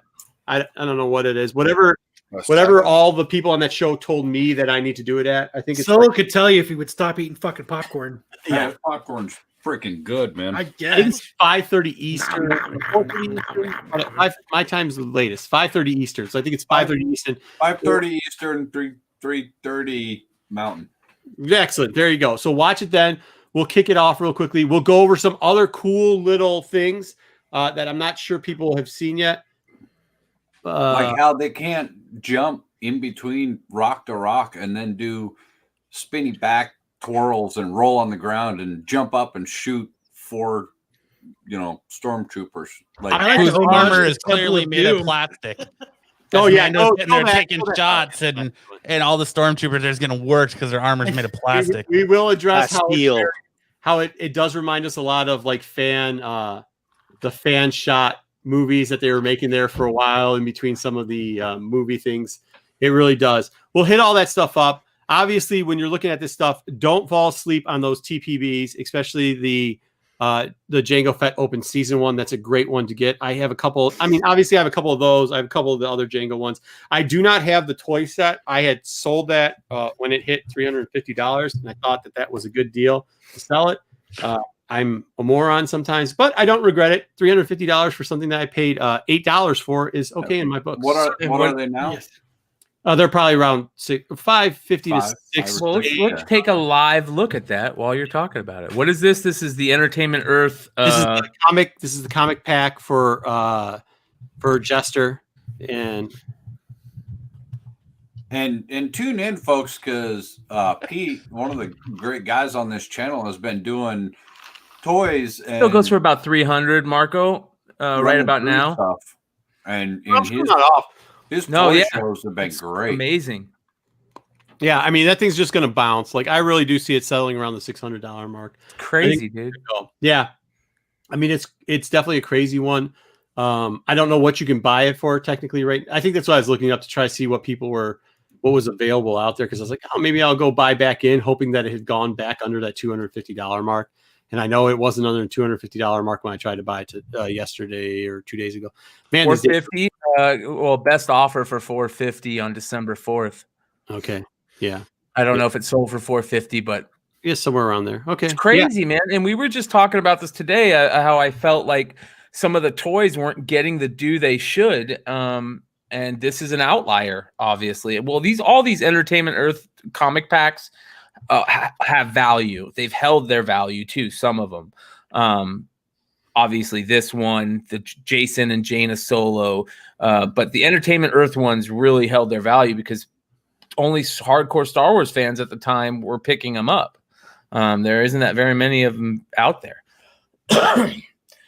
Yeah, they're crazy. I know a couple people in the toy. That's why I got them, because there's guys that I know that are toy guys that are like, hey, listen, they're buying them by the box load. They were buying from Toys R Us when they were doing stuff, and not when they were going out of business back in the day. And like, it was kind of cool to get in on some of those things. What I will say too, though, is Pete hit me up with a couple of other these. So Pete is doing a line on these. I know because in our group chat he's asked a couple questions about. Watch for it when Pete does this comic packs, because there's a very specific one, and I'm not going to spoil it. There's a very specific one that he's going to have there, and if you come across it, you better pick it up. It's super rare, and it's going to be really good. So check out what Pete's doing on the channel. Really good stuff. Really good stuff. Yeah, his toy reviews are awesome, man. I love them, and to see that he's doing these, I'm super excited for this guy. Man. This is going to be incredible. Real quick, I want to give, I agree 100%. The chat has been amazing tonight. Yes. You guys make every show on this channel enjoyable for the people that are doing the show. You make the shows fun, especially these live shows.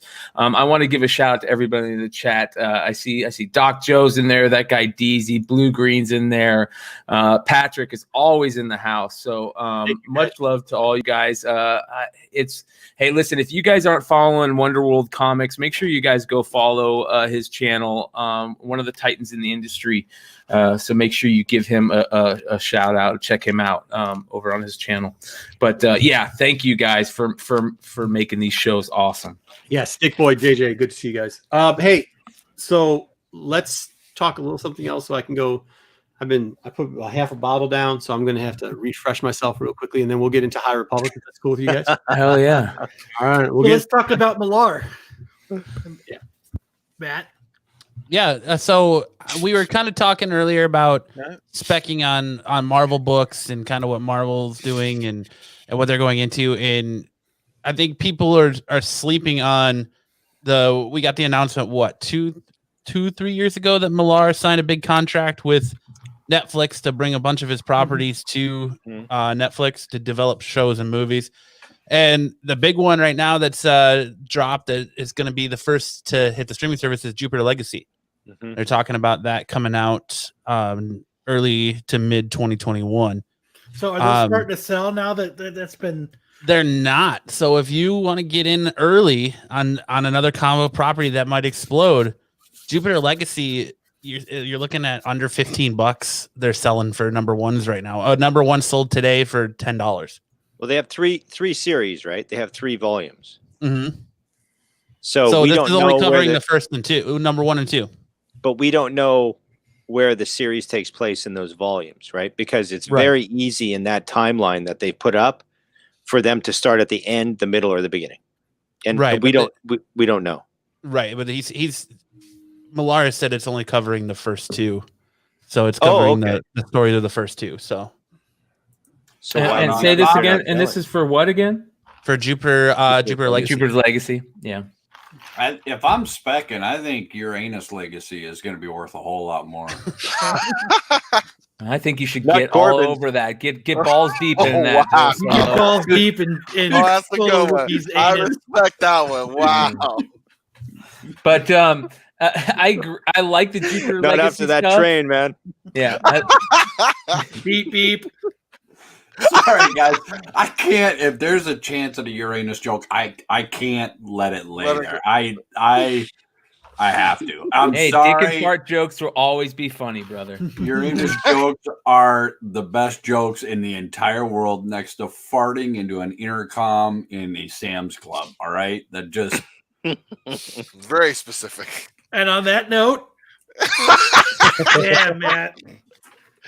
Oh, But man. yeah. Yeah. Wonder World Comics. I mean, he said Yeah, the Millar stuff's gonna be huge, and he thinks that the universes are gonna merge together. But You You've blew got- it. what? Totally did. Oh, you want me to end it? where's your sound? Oh, my bad. Your sound bite. I'm paying attention to doing the show. I'm not paying attention to Solo Wookiee's anus. All right. Obviously not. If Brian's going like this, I know. I saw it, but but what I'm That is- banking on is actually Chance to Huck. drop the hammer. Puck? That's what I really want to see because that was. I don't know if I know like Matt read it and I know I read it and stuff, and it was a great comic. And the cool thing about Huck is they took iconic movie covers, and that's what a lot of their covers were. He took an iconic story and turned it into Yes. a really cool, idea. I'm It's like- all for. I agree. I think Miller World or Millar World or however you say it is going to be whatever they're going to put out is awesome. The guy's a genius when it comes to coming up and telling stories. I thought Jupiter's Legacy was interesting. It'll be interesting to see what they do with it. Are they talking live action? yeah, it's gonna be a live action series. Well, this is very good news for people who are pining for Saga. Because it So gets us he's- one step closer to that. He's announced the first his first project. So Jupiter Legacy is going to be a series. American Jesus is going to be a film. Huck is going to be a film, and then Shark Boy and Hunter, or Shark Boy the Hunter, is another series that's Hopefully coming. they do this. That's so far all that's been hit on. But Reborn, we've had people that have worked on the project of Reborn tell us specifically that that's been optioned by Netflix. So I'm assuming Reborn will be announced eventually as well. So I do like I liked Nemesis and Superior back in the day. It'll be interesting to see if they can do that well. When did that Reborn come out? A couple What years ago. year was It was a that? few Yeah, years ago. yeah, That was, remember when Capullo was doing Batman, right? Just after Batman. 2016. 16. yeah, it was right after he ended him and Snyder ended their Batman New 52 Yeah, run. because Reborn 1 came out, I think, October of 16. Because I still see a crap ton of those everywhere and in dollar bins. Dollar and it's because there was, even like- high grades are like $2 in box, It's because there's so many printed. It was one of those ones that were way printed a lot. And like number 1, like there was a shitload of covers for it. Like, like this is the McFarlane cover. And then fucking, so it was just one of those ones, and it was one of those ones that everybody jumped on. Like everybody was buying Reborn when it came out. Mm-hmm. Well, I mean, you had half of the Batman team attached to it. You had Galapian and Capullo, and with Millar writing it, so it was a knockout team. Don't you have a bunch of those in the variants, Brian? No, I don't have any Reborn stuff. I bought a shitload of everything of it. I stockpiled Reborn. I stockpiled like everything that Millar was pumping out at the time. I just bought it all, just in hopes of like this day. You know what I mean? Like now that, so like I was stoked when they made the announcement a couple years ago, and then now I'm like, come on, now it's time to start talking about everything, because I probably have like a short box of fucking Millar stuff waiting for this day. So like he made that other one about the kids that took like the drugs and it made them fast and they were like robbing banks and shit. Yeah, MPH. MPH. I bought a shitload of those too, because thinking up, this has got to hit MPH, because it was actually a pretty cool story, but I don't think it really. I think his stuff is perfect for Netflix. I think his stuff's perfect for Netflix. Well, it's kind of different, and it kind of works with Netflix. Yeah, you know what I mean, like the Umbrella Academy, stuff like that. And that's Millar stuff. Is a little bit on the fringe of stuff like that. So I think that's why it's good for Netflix. He took something and used it to the best possible ability. He had a great sensibility about traditional heroes, and then he got the Stormwatch characters and used the authority. The thing with Millar is he's really, really good at pacing. And what he started turned into a horror show. Him and Warren Ellis, remember, started in the, what did they call it again? The widescreen comic storytelling. I can't remember. Do you remember the term where they were using always the 2-page spreads and like? Oh, yes, I remember that. What was it called? Do you remember? Damn it, I can't remember it now. Could be the half bottle of Jim Beam I've consumed, but it's I like it. Hey, yeah, and it's 3 p.m. Just trying to keep up. But what that turned into was decompression. Oh, damn, we right? didn't have that up forever. And then that was not a good thing. But Miller took something and he ran with it, and all the best to him, because he started in a very unique way, right? He started from his little area. And then he was almost like a protege to Grant Morrison in his little area. Yeah, did you say he's it's very true. It is very true. Up in Scotland, right? He's from Scotland. Yes. Yeah, and it was very true that Frank Quitely, Grant Morrison. Yes, those 3 massively talented people knew each other, and they knew Morrison because of his early work. Yeah, and they used him. And they completely used him, and he knew they were doing it, but he wanted to support them. Yeah, he was a buddy. Yeah, and Mark Millar has debilitating Crohn's problem. Does he really? Yeah. Oh yeah. Oh wow. That's why like he'll go on these spurts where he won't do anything for a while just because his Crohn's is so bad. Feel free to go donate with your share to the Crohn's and Colitis Foundation, something that's really close to me too. So feel free to go out there during sharing times over the holidays and make a donation real quickly. A lot of times they'll match it. Yeah. And dude, Superman and Spider-Man next to each other, bro. Come on. Listen. I had pressure from the community to have a background put together. Okay, they're like, "Hey, you need a background," so I just put some comic stuff behind me and voila, background. I can't waste time on whether Hey, let's give it to Shat now. We've all had a couple drinks. Let's talk about this. Get off of me. Now I'm all self-conscious. I'm gonna put a short box here and another poster of Spider-Man. And I got one up top too. I got a little extra Spider-Man thing over here. Kyle, I know Brian put it up. Why don't you go ahead and kind of let the chat know what the QR code's all about? So I know if you guys drink, bitches. Yes, I know if you've been watching the other shows. I know Brian's been promoting it.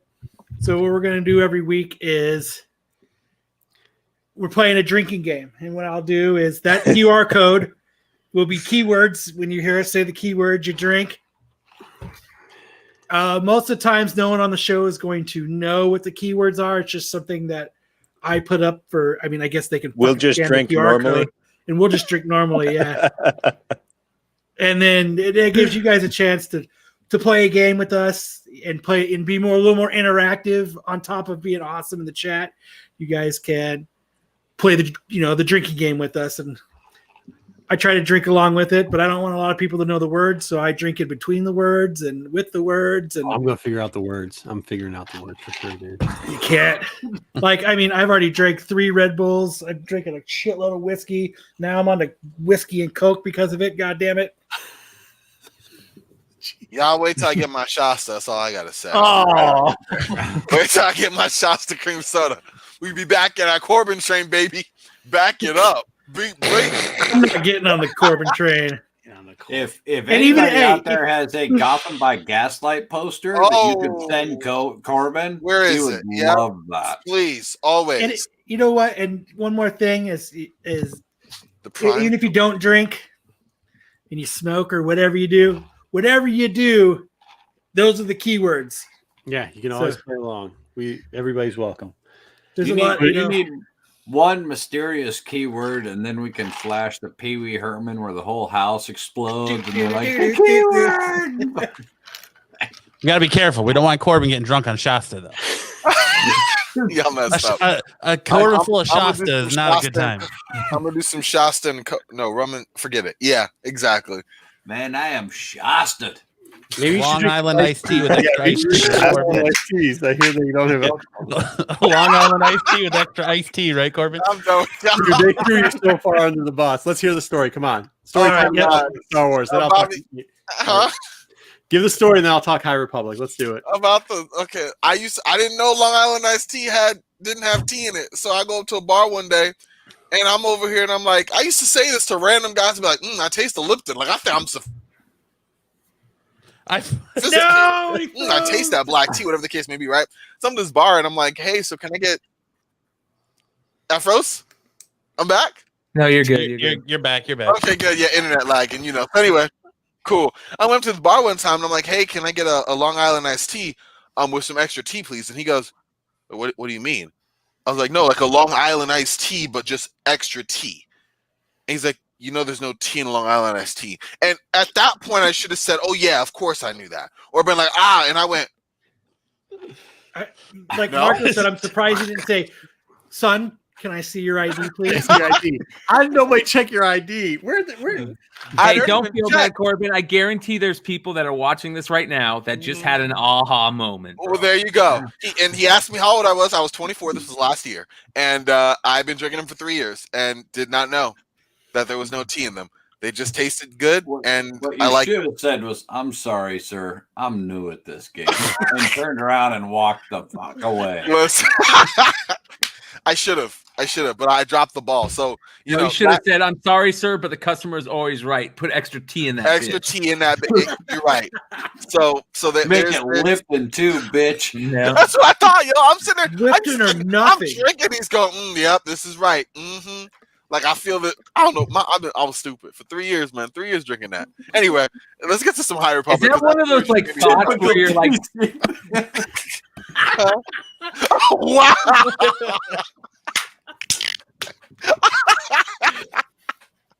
Wonderworld, I am so done with you, bro. Yo. The T's a 6-11. Yeah, I think you're right. Typical DC. Wow. Comics are fun. You guys are coming for me. Get him. I like the tea is the 6th liquor. So there are no okay, this is we love you, Corbin, man. You alive, man. We love you, Corbin. Okay, so I'm not going to say I work for a company that is Logo Toro before everybody knew what it was, but there's a little 800 number on the can. And if you used to work for that company because it's like one guy that owns it, they used to back in the day. I don't know if it's still on the can. I should probably check to see if it is, but don't call that 800 number. There used to be an 800 number on the can. Now it looks like a website. And it used to have an answering machine there. And people would call in all the time, so that at the end of the year, they had this big bash. And I'm not going to explain to what was going on in that big bash, but they would have some great illustrators illustrate the kind of like Prank Wars or whatever, where people would call and leave the messages. They'd illustrate what's going on. What my boy Stick Boy there said about it, yeah, you'd hear stuff like that, and like the a little bit more crude comments about that too going on in there. What was actually inside the contents of that, Like and balls. Oh, dude, it was crazy, man. There's some people who get drunk. They would come up. They're like, the best ever was the guy who called in one time and was like, you know what you all got to do?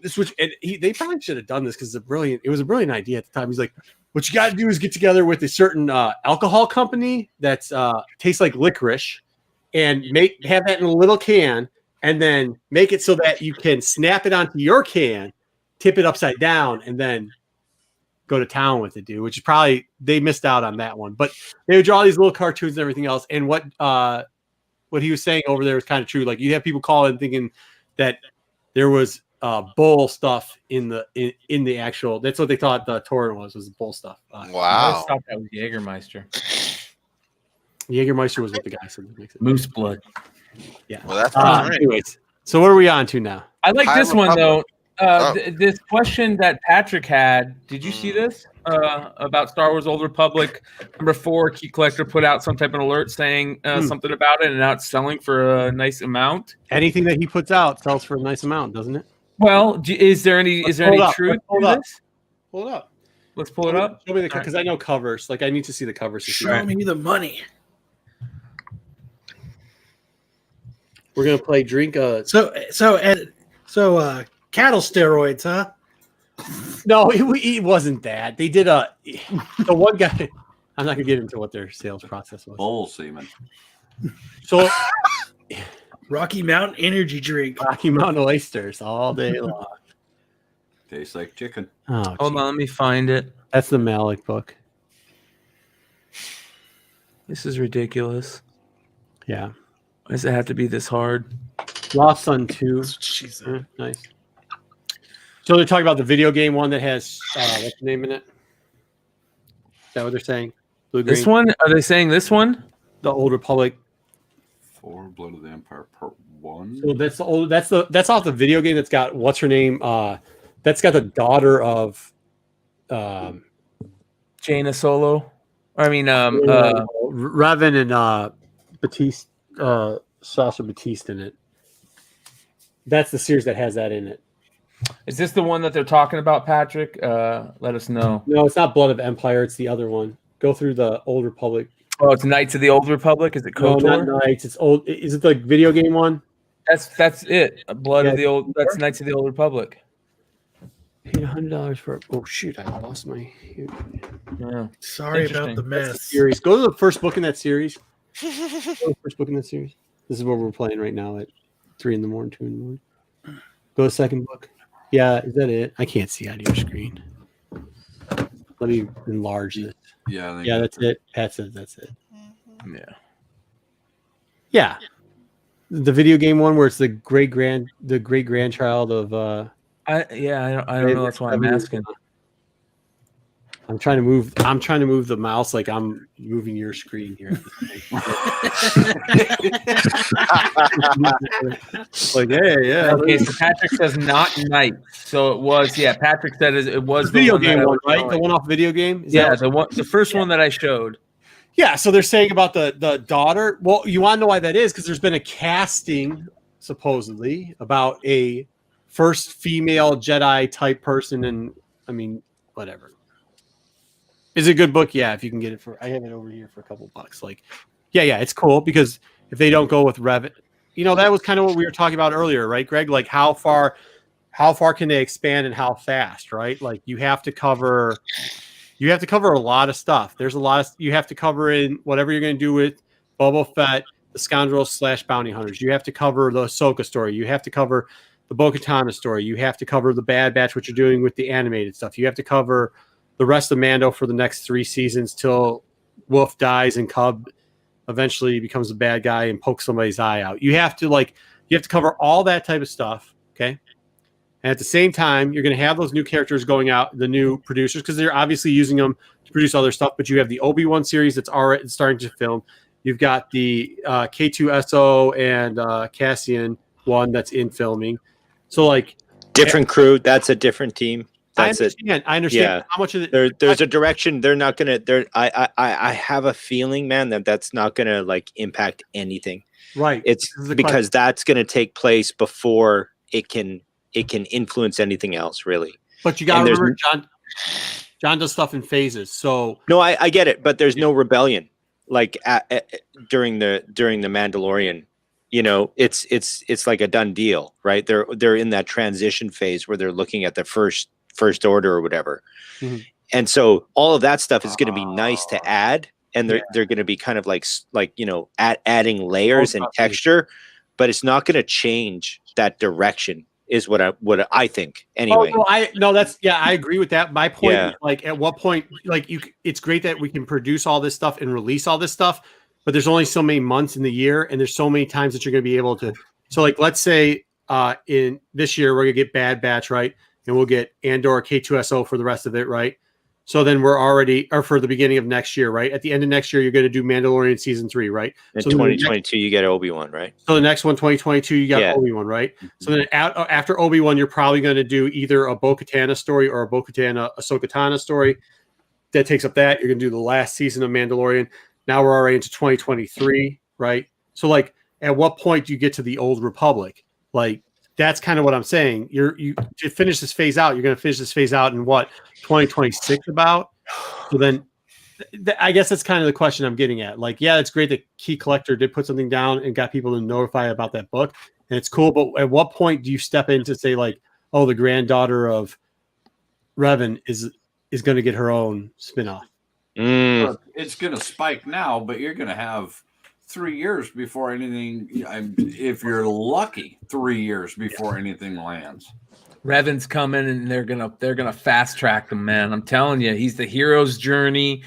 Everybody already loves him. They're already putting out cool stuff for him, like the Force Effects lightsabers, and they're putting him in the video games, like the phone games. The ancillary stuff is being seeded already, right? That's a little bit of misleading, because when they dropped all that, like the stuff, because I do play Galaxy, like when that stuff got dropped, that got dropped at the same time that they did all the gaming exclusives for GameStop. So I get it, but I'm saying they put him in as a major character in these games.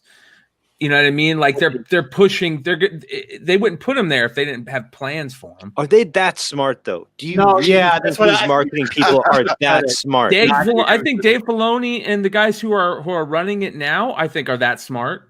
I think you're giving him too much credit. I'm not saying he's not. Yeah, I do too, man. Yeah, you know, if you think about it, like I work with video game companies. Yeah. And they have a lot of money, right? And they have enough money to hire enough people to do whatever they want. Okay, really, they do, and they're not that smart. Yeah, okay? Yeah, but you forget. They're not that smart. Who we're talking about. We're talking about Star Wars here. We're talking about Star Wars. So what?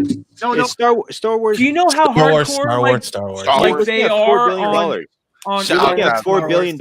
It's planning. That key investment. Yeah. No name actors. I'm sorry, Brian, but like there's a couple guys here, and me included, like there's nothing I like more than to see Revan. Like, don't get me wrong, but like how to get into it and how long it's going to take to get there. And that game that you're talking about, I played. They had Revan out before they dropped the gaming thing on that. I'm just saying, like, set your expectations properly. You're not going to. The average person that watches the movies has no clue who that character is. Yeah. Mandalorian's introducing all these characters. Dude, there's people who are just screaming about how great Mando is who don't even know what Rebels is or Clone Wars or Resistance. So and don't want to. Yeah, it's not like you're looking at a niche thing and going like, this could be so good. Hold on. Am I? Because here's where I'm coming from. Yeah. If a character is good, like Revan is, don't get me, like, nobody can deny how good of a character Revan is. His whole journey, his whole story, the way he looks, like they've hit it on all cylinders. Good, bad, all that stuff, right? So hold on, and that character is so good. Why can't they just start with him. This is a new character for most people, and just boom, here he is. They don't have to tell his beginning story for us to see him. Why can't we get his beginning story during the same thing? Bro. People didn't know that Mandalorians take off their fucking helmet. They don't have to. They don't have to know that to like the show. No, time out. You're not understanding.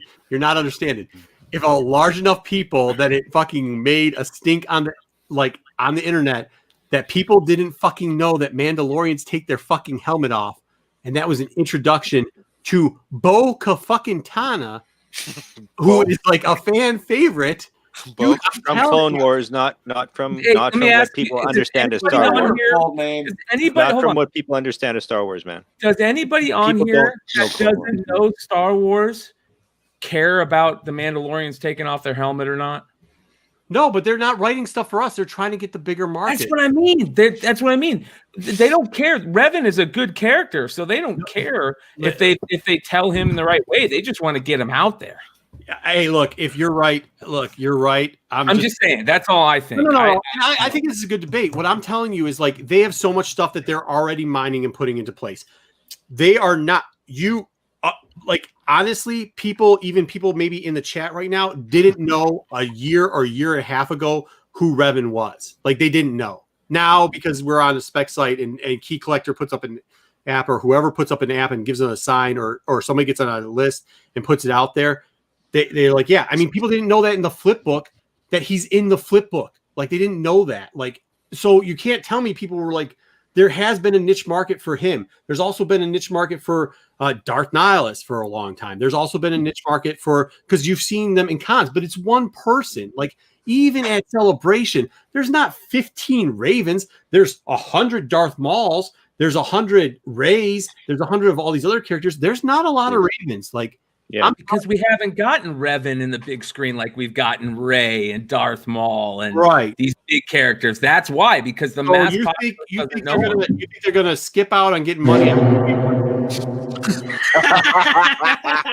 That's the bell. All right, next subject. Let's go. You guys are going back and forth now. I'm sorry. It was just like a bunch of back and forth. No, it's good. We're good. But nevertheless, I do think that they do make a crap ton of mistakes. Otherwise, last Christmas when they dropped all the Mando stuff, there was no toy. There was no product. You couldn't find Baby Yoda anything. They continually drop the ball at Star Wars over and over and over again.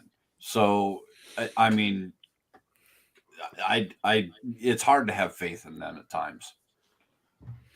Yeah. Right. I mean, this is right. And you got to think like right now they got the MMO. Just last little point. They got the MMO. They got Darth Magnus out there too. They got the twins. They got all that type of stuff. It's really crazy when you get down to what could be there. I would love to see it because I think it's great. And I think they do a good job on producing a lot of that stuff already. I'm just saying I don't think we're there yet. I think we got to, like we were saying earlier, laying out the map. I think we got like a good 6-7 years before we get there. But heck, who knows? There's nothing else coming out on Disney Plus. So you got to put something out. So. And they need to put something else out so it's January worth money. 15th. Oh, you never know. January 15th. Start putting all their movies on there like they're doing on HBO Max. Yeah, dude, I still think that's genius. Mm-hmm. I like it, but it's pivoting. It's like somebody said earlier in the chat, and like one of the most respected people in comics, in my opinion, Jesse James, comics, is always saying, you got to pivot, right? You got to keep pivoting. What do you got to pivot to next? What do you got to pivot to next? And that's exactly what it was. It was a pivot. I like it. Speaking of pivoting, we do know where they're pivoting, though, is to the High Republic, unless you guys want to go on to something else. Nope, you're good. Go. All right, let's go through this. Let's go through the scans. High Republic and this. High Republic. High Republic. Is that the word? High. This Republic. Oh, he drank again. Is that a what? That's a word. I gotta drink then. Okay. Huh? Someone paying attention. Now I gotta delete that fucking word. All right, so everybody knows the High Republic's going to have two major comic lines. There's going to be much more when they come out with the actual like novels, kiddie books. They're going to do the whole. What the fuck cover is that? I'm sorry. Don't worry. Yeah, it gets bad. That's really bad. It gets really bad. Just wait till I explain to you about the middle cover. It's horrible. It is bad. So this is the main line for Star Wars. The basis of this line is a mess. And originally it was supposed to be a 6-part series to introduce some characters and introduce 2 of the main villains because they're gonna have a double villain. Greg, please tell me you're laughing at the thing in the middle. Greg, what are you laughing at? One on the left. Left. What? Why? Like, Yeah. I don't get it. Yeah. I'm sorry, man. I'm looking at all 3 of these things and I'm like, have they like? Yep. Because obviously we just talked about Lucasfilm and we talked about 3 people who are very much in the ballpark of what people want, right? There's no way what we're looking at right now is the same thing. Do you not see that disconnect? Do you not like? There's no there. This is not the same thing. You want to hear something even crazier? Yeah. That cover on the far left is Tony Moore. Is it really? And it's well done, and Right? it looks, but that's not what I'm saying, man. I know, I'm saying but it's not the same product. That's Tony Moore. You're not Tony offering Moore. the same thing, are you? So when I finish this, then you can explain to me. All right, I'm sorry. Yeah, No, Greg. No. I'm not. No, I'm sorry. I'm not cutting you off. I'm saying exactly. So like when I was just being, when we were having our discussion, because that's what we were having with Brian about how they're going to pull Revan up real quickly. Explain to me after this. So they're going to have 2 major comic book lines coming out. For all those that don't know, IDW obviously has the IDW does have a continuity and a canon version of Star Wars. There's old videos we've done on this. The guys over at CBSI have too, to try to explain it to you a little bit better. But just imagine that it's one big Star Wars world. Doesn't matter which end you're in. They're going to take this part where the lady in the front is going to be the Padawan. The lizard creature in the back, who eventually loses an arm, is going to be her trainer that might turn to the dark side. And then the Night Princess to the right is going to be the light side type mentor. The middle cover shows one of the quote unquote big bads. This big bad, I'm going to screw this. I've been trying to avoid the names, but hey, I've had a little bit to drink and I'm going to try to continue to mess up names. Perfect. The Dingar, which is a plant-based species. Wait, what is it? Dingar? Yeah, I don't know. It's not. That's what I call solo. Drangar, D-R-E. Yo, Dingar. It's Drangar. Dingar, eat your baby. Anyway, so this is like a plant-based species. He just runs up to everybody all day and just goes humpy pumpy. Humpy. It keeps humpy pumpy. The Dingar. I'm the Dingar. It's kind of like it's kind of like the Pet Shop of Horrors, where they just keep expanding these little Venus flytraps. I know what they're going to do there. They've actually already been in trouble with this because those twins weren't the original twins they had. They had to rewrite them and redraw them. Obviously, the guy's got an arm in that picture, but he loses, like he doesn't have an arm when they go to the copies. To the right would be the Nile, which is not the Nihilist. Nihilist is part of the Old Republic. The Nile is like marauders that come from the Outer Rim. There is a semi-hierarchy to them. If we could go to the next slide. By the way, that's going to be one of the variants to the right. That's going to be That's a Twi'lek and a Demorian, you think? Yeah, maybe. So, and this is almost like a Targashian here. So he's got no arm in number 2. These are the prints they've already showed. This is the worst thing ever if you can expand this, because he has to climb rocks and there's little fairies that try to annoy her. So this is going to be a quality book. It's going to be a quality read. Make sure you go out there and get this overprinted book. As you can see in the right corner, we actually have 2 bad guys. I will tell you this. The bad guy to the right, who happens to be Marcion Ro. Ro is the last name. That's all I'm going with. R-O. I'm calling it Ro. I'm calling him Ro. He's the eye of this, the Nile. They definitely have. Okay, the bad guy on the left is pretty much going to be generic. They're going to keep rotating them in because they're all plant-based, and they've quote unquote studied how plants could take over populace. So good luck with that one. So it's just going to keep expanding. All I'm saying is, if there's not galactic pirate ships made of gold floating around with Centaur Jedis in them, I don't know if I can read this. Yeah, it's going to be a tough read. So, but But isn't Charles Soule writing it? no, so Charles Soule's writing the actual book, and honestly, this is Scott who writes this. Who I mean, we like, Kevin Scott. yeah, and obviously we like him because he does the Vader's Castle stuff.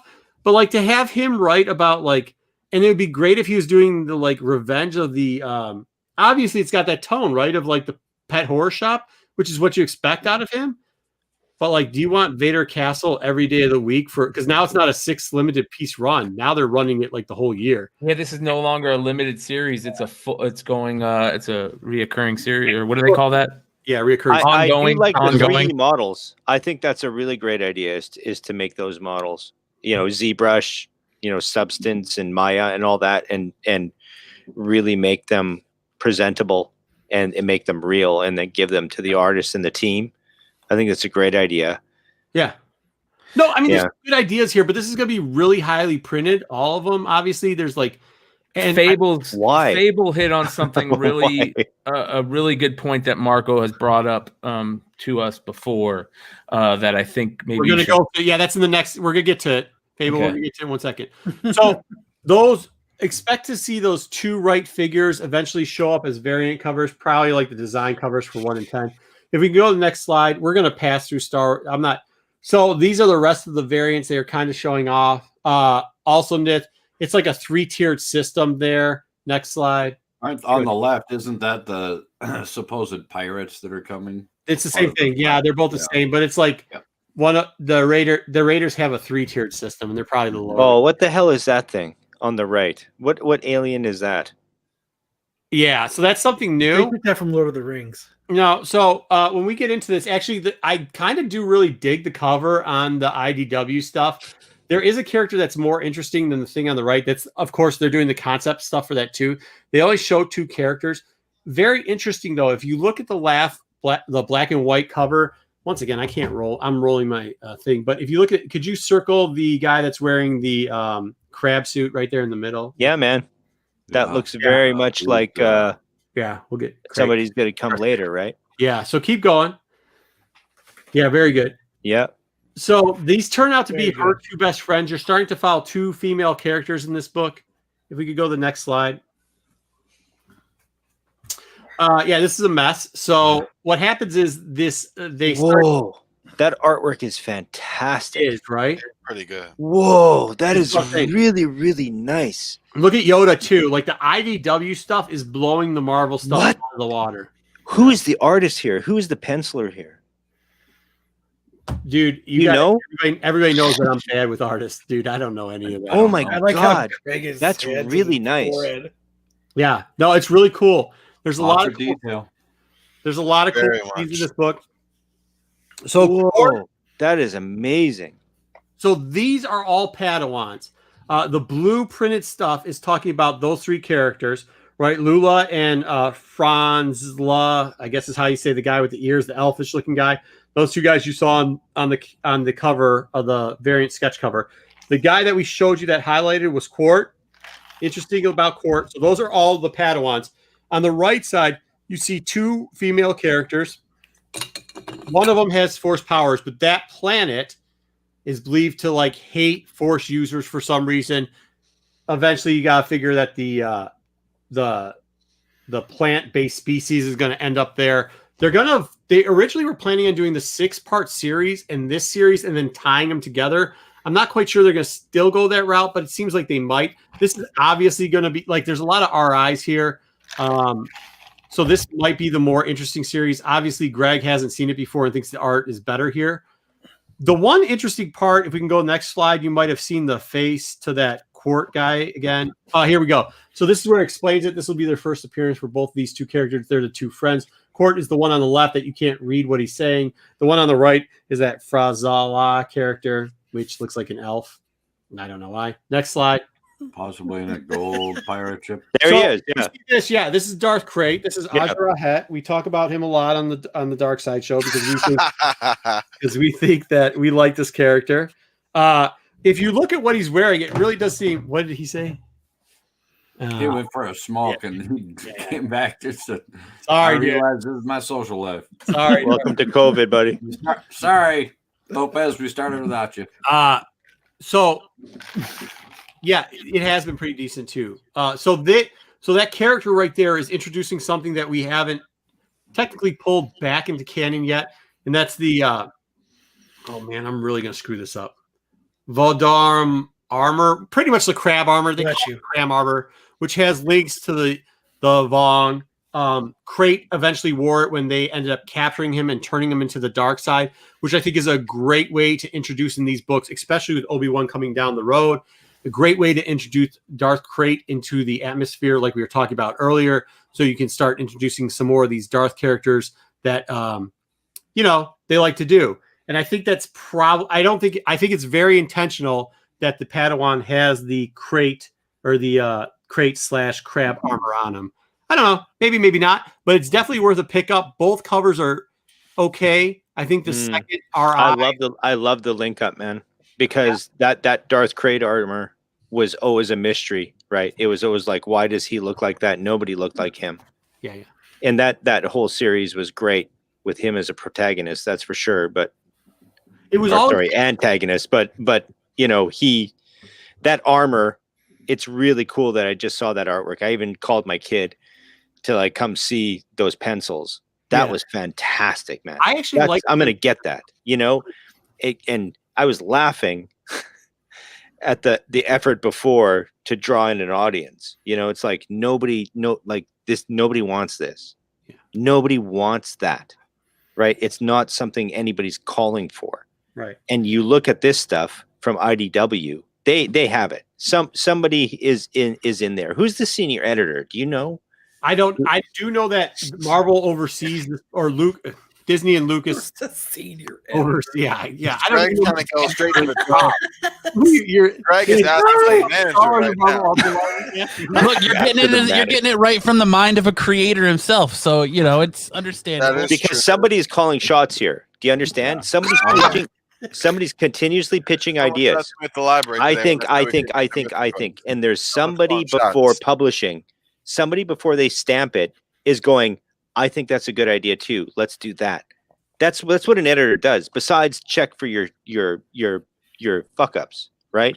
An editor is going, wait a second, maybe we're missing something. Maybe we should go in a different direction. So you got to understand, there's so many ideas that are coming into this that have not made the grade, right? Yeah. So we just saw a team not make the grade. It's a great comparison you just brought up, man, because we just saw something that doesn't work. Nobody wants it. Nobody wants that. That's not going to sell. You're absolutely right. You look at that first set of books, and now we're looking at something that's made the grade not only once, but we're making the grade from this picture. Yeah. Somebody already said this is a good idea, and it was a good idea. Yeah. And that's why it's carrying over, right? But so you got to figure out who's calling the shots on this. And then you trust those covers. Can you go back to the covers? Beep. But this is what I was kind of saying about this. So this is their big plans, right? Like their big plan is to take this and go across media with it too. Honestly, I like Soul, I like Scott, because we were the ones that were first pushing, even when it was really cheap, and it's not so cheap anymore. And obviously one of the variants is now very expensive for the yearly run on the Vader's Castle stuff. Like, we obviously like Scott. I don't think we've ever said a bad thing about it. We like the IDW stuff, that we're huge fans of it. Obviously, like the stuff. Bob Shrek, the guy just typed in here, comics fan. Okay, cool. Oh yeah, Bob Shrek. That makes a lot of sense, right? Yeah. I don't know, not to me, because I have no clue what that means. Good job. Yeah, no, not to me, not at all. But he's a senior guy. He knows what the hell he's doing. Yeah. Nice. I would hope he's a senior guy with a title of senior editor. he's like this is the point that I want to kind of address. Like Marvel, they're going to have a 25 outright. Like they're going to have a 125. And I'm not saying sleep on it, dude. But if that starts getting to be like Daredevil 25, do know that book is really high printed, and do know that eventually some of those characters might pull out of it, but it does seem, from everything we see here and know from never pull out of it. What's that? No. They'll never pull out of it. That train has to go all the way to the station. That's right. all the way. Ball deep. And on that note, but the IDW stuff, don't it seems as a fan and as Greg as an artist, obviously a accredited artist here, that the IDW stuff is going to finally start winning the day. Right. Yeah, it looks Same great. thing. Yeah. So make sure you guys are on the look for that, and even the A cover. It's going to be a hard cover. It's going to be a rub cover too, just so you know. Are we laughing at rub covers now too? No, No. no, Word. no, we're not that. No, I'm we're laughing not at that Kyle. I'm laughing at Kyle. Yeah, there you go. All right. But be careful with that one because there definitely is going to be lots of rub going on with that. So try to get there. Try to get them to pull it before it comes out of the box. Those IDW books, a lot of times, are in kiddie sections too. They're trash. Yeah. They just get so trash, which is unfortunate. The RI is like a 1 in 10.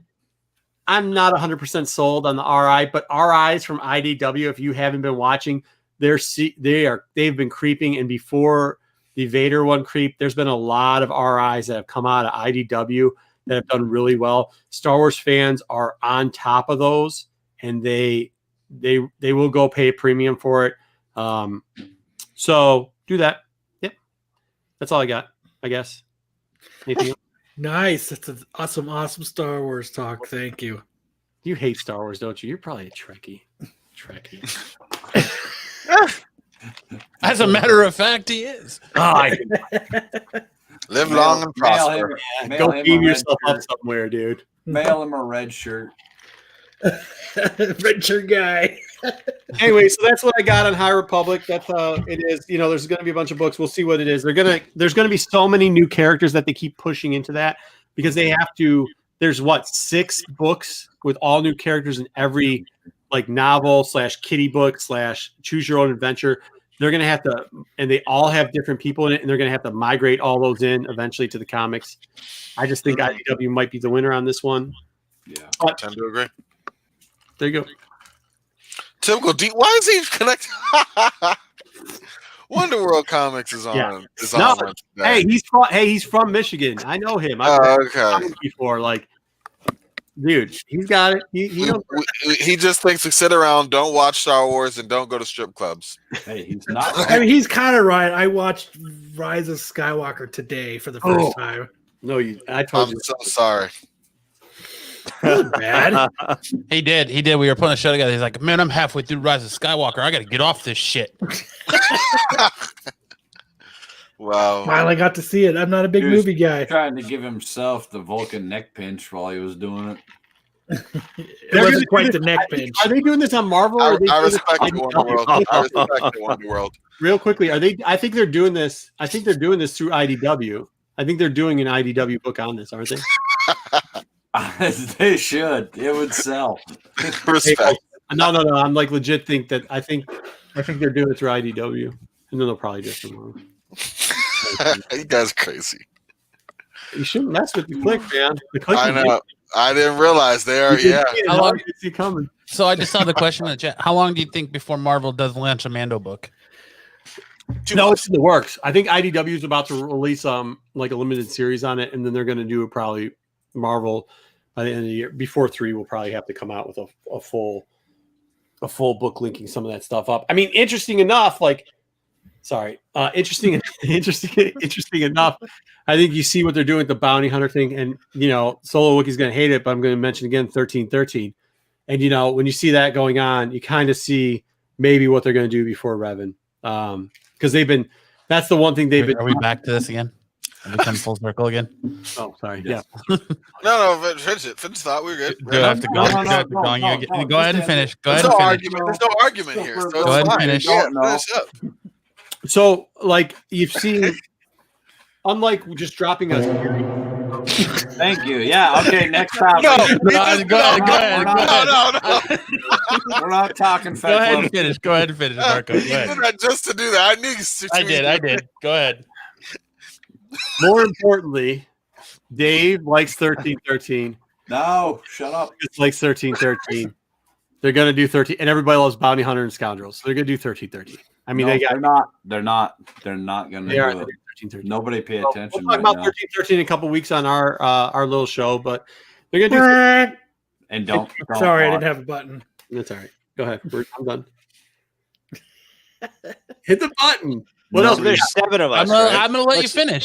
Can I just do a quick little random thing right now? Yeah, go ahead. There's 7 of Please. us, right? So there should be 7 Avengers, right? That's like the team size. They never go over 7, right? Is that true? So can each one of us give who we think should be in the Avengers? Oh, now there's 6. Somebody jumped out. There we go. Like just put a random person. Oh, there's 7. There we go. Kyle's back. He laughed. He liked it.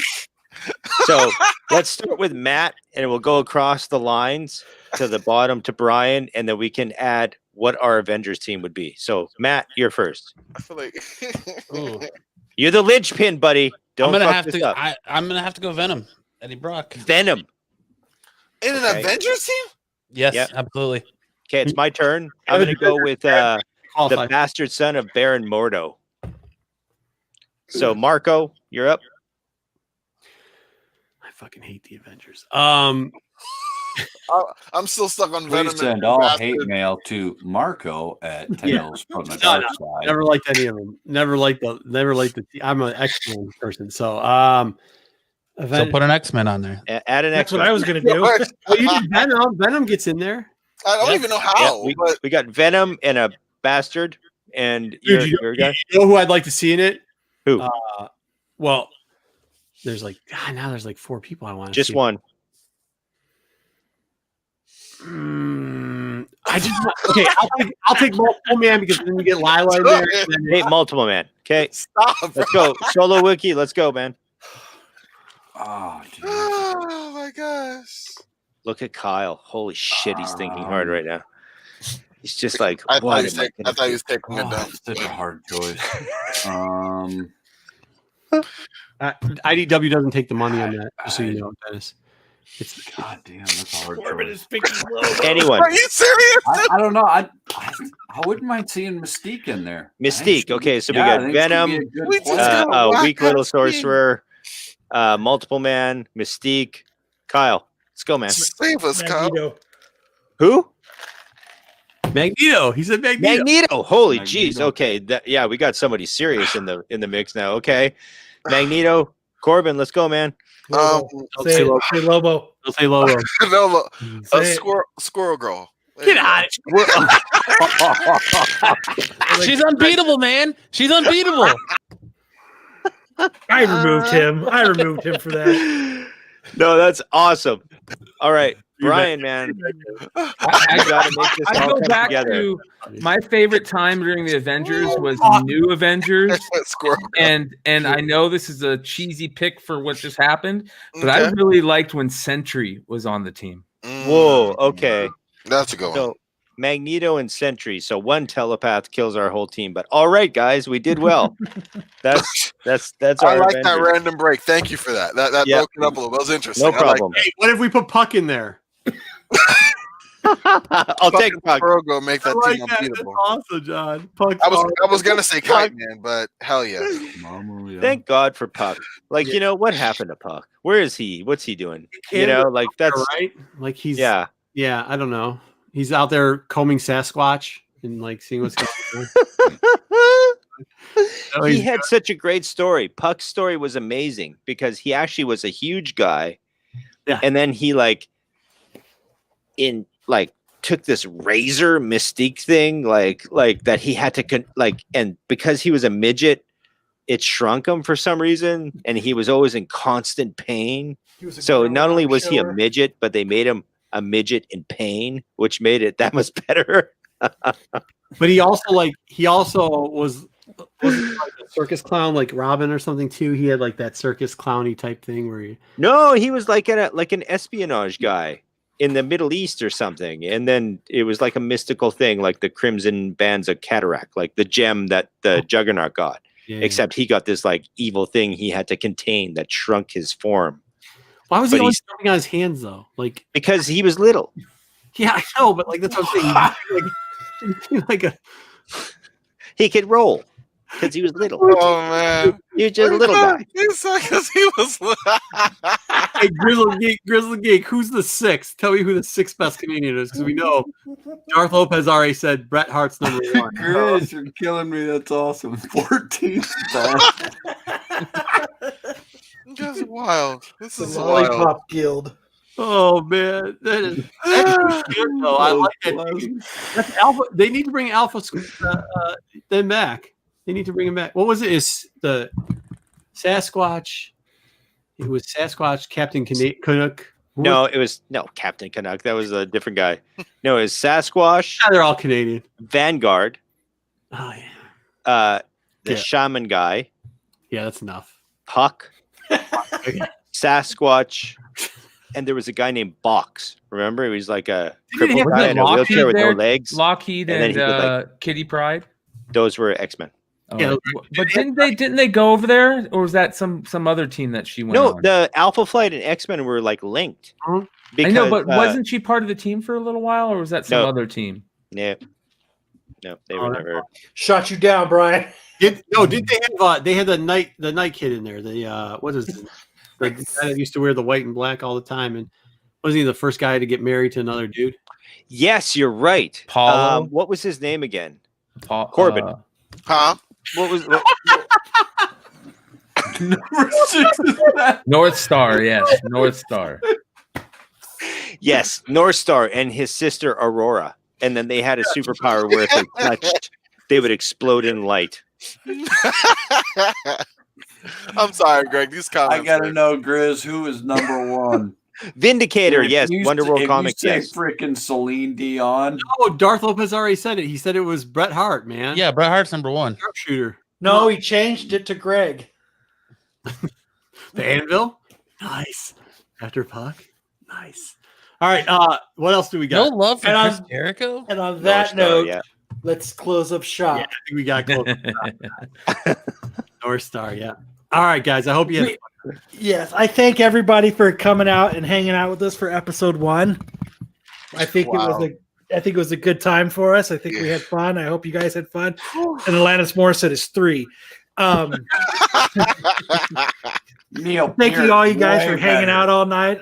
And we appreciate it. Kept it lit, y'all. That kept it lit.